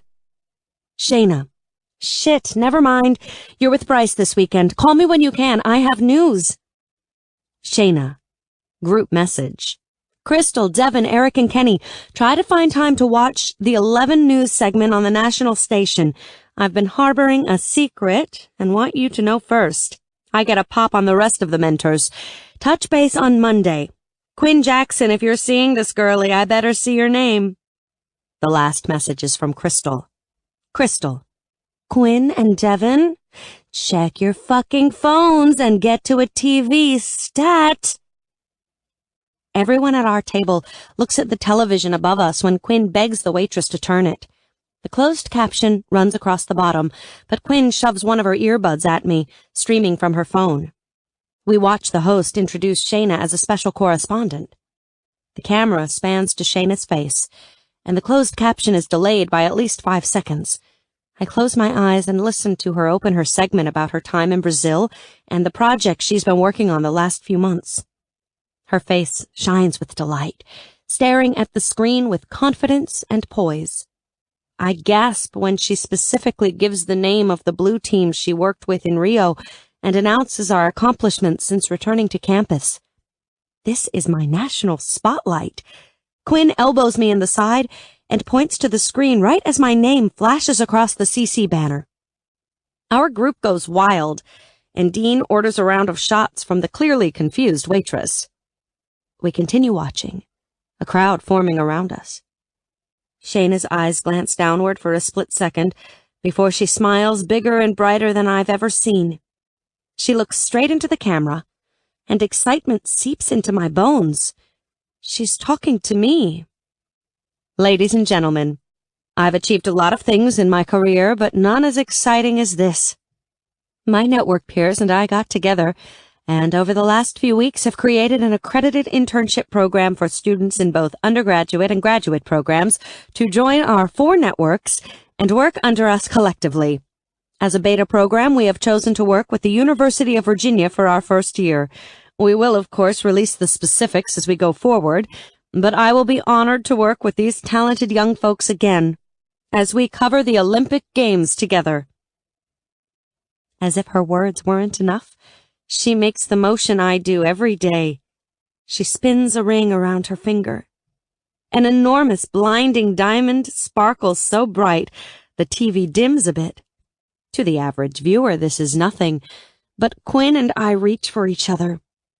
I forget the crowd hasn't heard and is reading, and when I'm lifted and thrown around, the earbud rips out. I scream, surprised to see Nate with his arms around me. Fuck, you've done it! I have about 2.4 seconds before Bryce pushes me away, but God, I'm so happy for you. His eyes start to glisten, which sets me off. I'm shifted, and Bryce has me over his head, not caring about the tears streaming off my cheeks and landing on his face. He instead twirls us until I beg to be lowered. I catch Quinn's eyes, and they are wet as well. This is not only about us, but Shayna is marrying the love of her life. The ring was a statement. What exactly does this mean, girls? Nicole yells over the excitement. It means these 2 are going to be working with the most respected journalists in the industry and going to cover the 2016 Olympics, Bryce answers her, spinning me again. Cheers erupt and the celebration begins. One shot after another is served as we explain the whole situation to everyone while I'm nestled in Bryce's lap. I try to move several times, but he holds me close. Finally, he lets me up to go to the restroom. The girls follow me, giggling. We get to the door at the ladies' room, and Eliza stops us, glaring at me. You know Shayna Willis? She questions acidly. Yeah, I do, and I love her to pieces. You know her? I slur slightly. Figures the cheerleader would idolize her. Bet she's going to help you get a fancy job on TV. At her accusation, Quinn straightens and tenses. I press a hand to her chest and shush her. If you really want to know, on-air broadcast journalism isn't my style. I'm more of an in-the-field person. I'll learn the technique, but nothing more. And I can get a job on my own. I've worked fucking hard to get where I am. Liza squints angrily and opens her mouth, but I raise my hand to shut her up. Quinn shifts to my side, but I slice my eyes to quiet her too. Liza, your snide petty remarks aren't going to ruin my night. As a matter of fact, I'm confused why we're talking at all.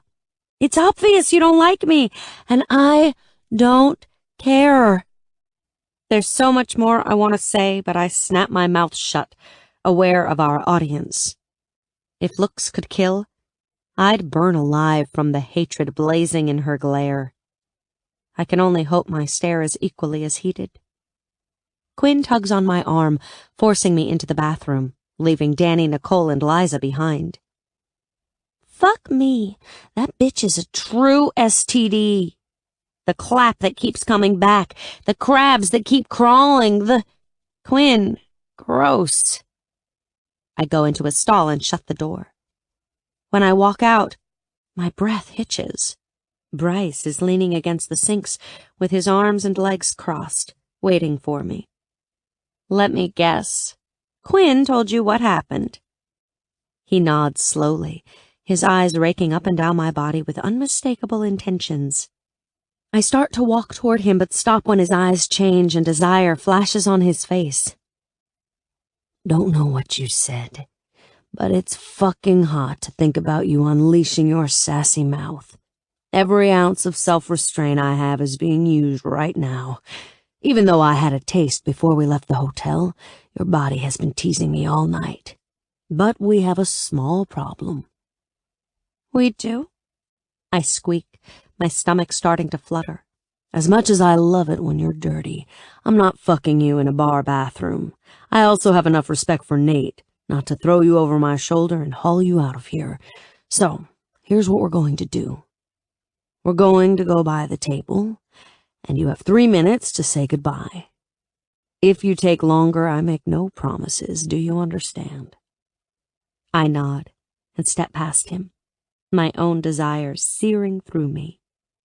Luckily, the only people at the table are Rick and his date. The others are on the dance floor. I wave my goodbyes on our way out the door with Bryce's hands planted on my ass. He bends down in my ear, his voice rough. Another change of plans. Surprise has to wait until Sunday. Tomorrow, you won't be able to walk. My stomach does another flip in anticipation. Walking is overrated anyway. Chapter 21. The weekend Quinn and I visited Norfolk. We became official members of the crew. When Nicole learned we couldn't go home to Nashville for Thanksgiving because of a home game on Saturday, she insisted we drive over and spend the holiday with them. A few of the guys have to work, but she was catering to their schedule. We agreed to drive in and return to Charlottesville on Friday. With Bryce's new living situation, coming and going was no longer a problem.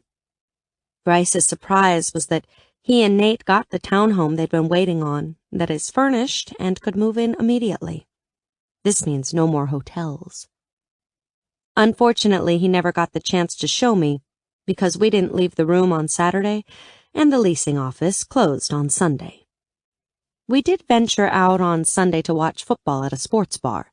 Quinn started to complain after 2 hours, begging to go somewhere else. Bryce got up, went to his truck, and came back with a bag, throwing it across the booth.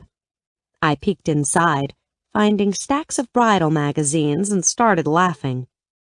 He ordered another round of beer, winked at me, and settled in for more multi-screen football action. Dean seemed to agree and handed Quinn a beer, kissed her roughly, and said something in her ear. She blushed bright and reached in the bag to grab a magazine, making a hushed comment about Bryce being the most pussy-whipped motherfucker on the planet. We thumbed through the magazines, making notes, and spent hours sending messages back and forth to my mom. That afternoon, with just the magazines, the internet, and a few manly grunts from Bryce, we decided on colors, flowers, and invitations. Mom was working directly with the venue for setup and menu options, so now I needed to find my and Quinn's dresses. When we drove away from Bryce early Monday morning, I held it together until we dropped Dean at the airport. Then Quinn and I both cried until sobs turned into laughter over our ridiculousness. In the 2 weeks since Shayna made the announcement about the internship program, each of the other mentors also announced their part. Professor Grant scheduled an informational meeting for anyone interested. As if by fate, Bill Thames will have his team working with him out of his corporate office, which is Atlanta. It's a no-brainer for Quinn. As much as she'd love to work under Shayna, she's applying for Bill's group. Dean tried not to influence her, but it's obvious he's happy about her decision. Before we leave for Norfolk tomorrow, Quinn and I have one last project to finish. I'm queasy when I park in front of the restaurant. There's no telling what Crystal's going to do when she finds out what we've planned. Hopefully this doesn't backfire and we demolish a friendship. My palms sweat as I scan the room for Morgan Drake. My mouth goes dry when he gets up and gives me a small wave. His eyes lock with mine and I'm stunned. He's one of the most gorgeous guys I've ever seen. No one will ever beat Bryce to me, but Morgan comes close. He's tall, much taller than me, with short brown hair and deep, rich chocolate eyes. His lips twitch a bit, and then a full smile reveals dimples on each cheek. The trimmed goatee surrounds his full lips. I never break our stare as I walk to him and hold out my hand. I'm Devin Harris. Morgan Drake. He shakes my hand and motions for me to sit in the booth. I purposely position us so his back is to the door, and I'm facing it. Thank you for meeting me. I'm sure it was a shock to get my email. I really hope you don't think Quinn and I are meddling in your business. He leans back in the booth, throwing one arm over the back casually. He scans my face and then blows out a breath. The way I figure, it's not meddling if you bring my Chris back. I've waited 3 years. 3 long years for this day. You have? Yeah. I was an idiot to let her walk away from me. Why did you? I blurt out. How much do you know about our story? Only what she's told me, and that was heartbreaking enough for me and Quinn to contact you. Even if you've moved on, I think talking to her would help heal her heartache. Move on? I'm not sure it's possible to move on from the love of your life. That's what Chris is to me. The love of my life. I let her go because I was a confused 18-year-old, grieving my dad and trying to be the man of the house. Every day my world was getting darker, and she was my light. Anger, hurt, devastation, denial. All of it was eating me alive. I saw her trying so hard, and when she offered to give up college, I knew in the back of my mind she had to go. That's why you let her go. Bryce's words pop into my head. He was right. Morgan loved her that much. That's why, he confirms. I know we're strangers and it's none of my business, but... Graduation day. I was coming for her on graduation day. Lucky for me, she busted her ass and graduated in 3 years.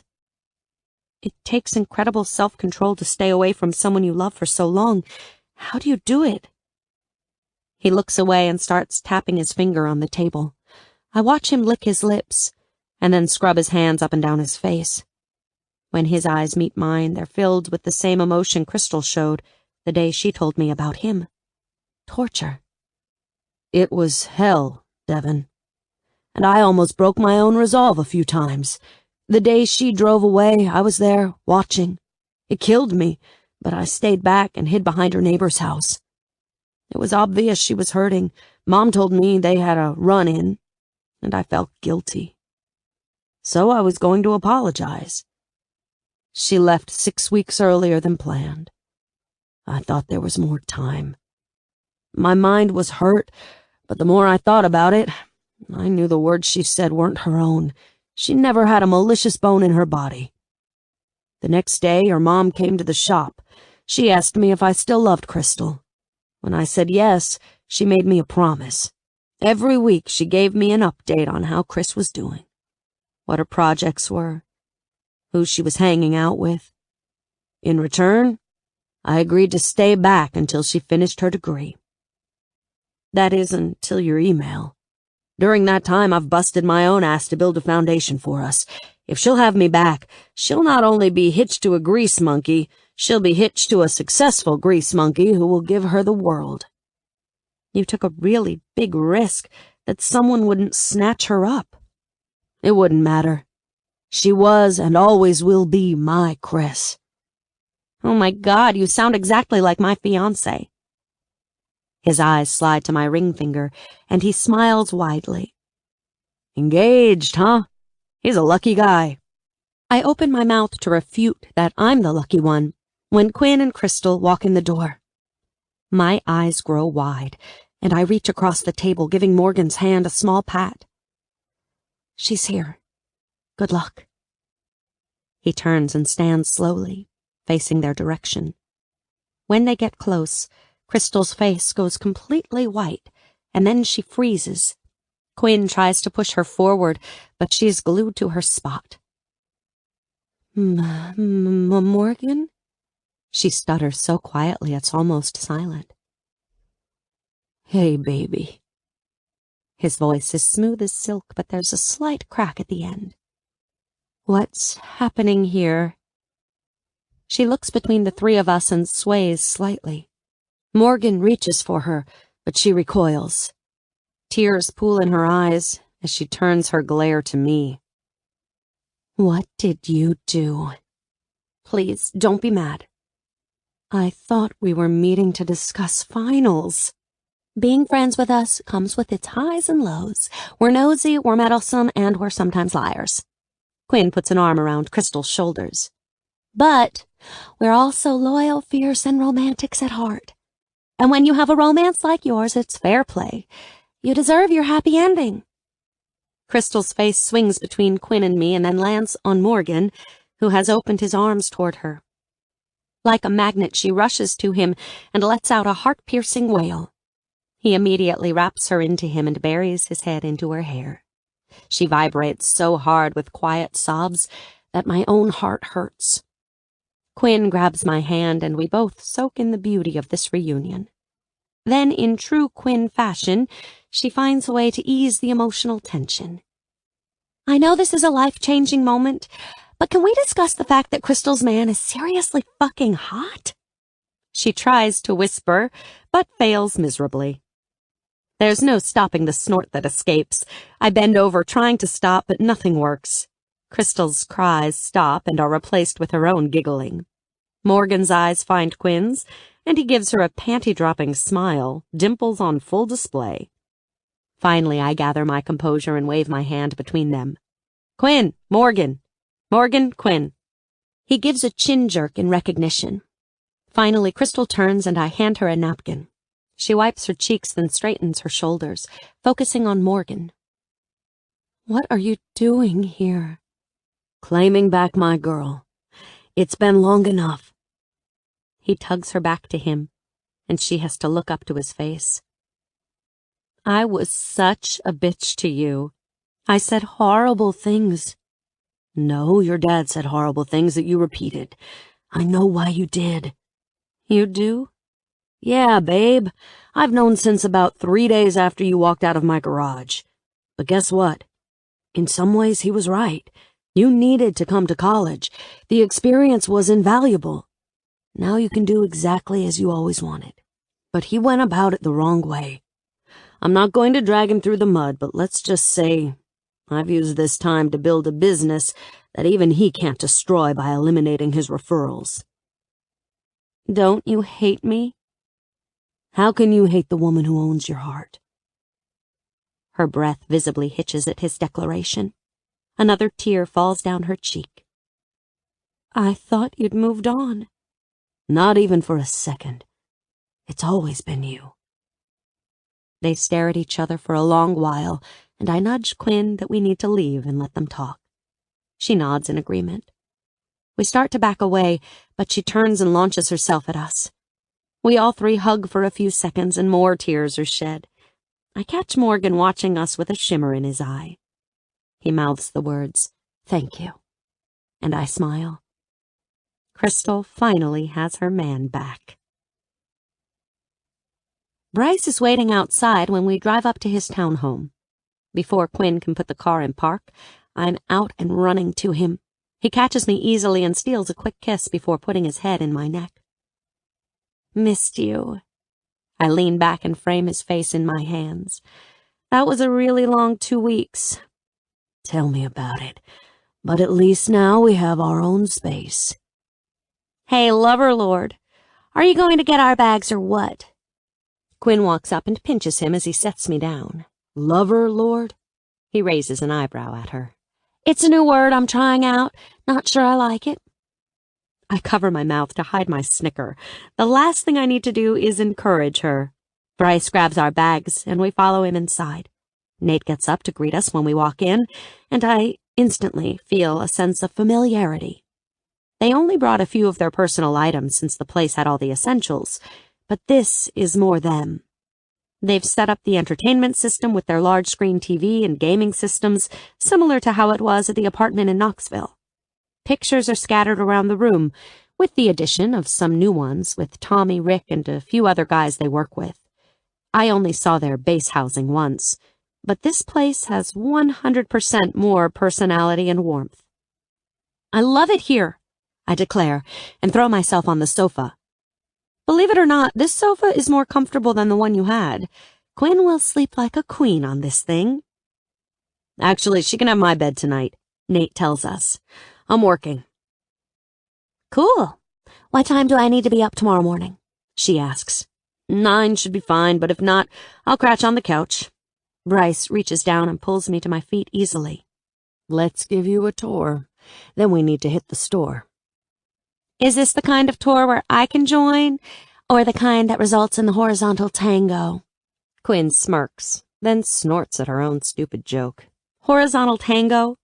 Really, talk about throwback.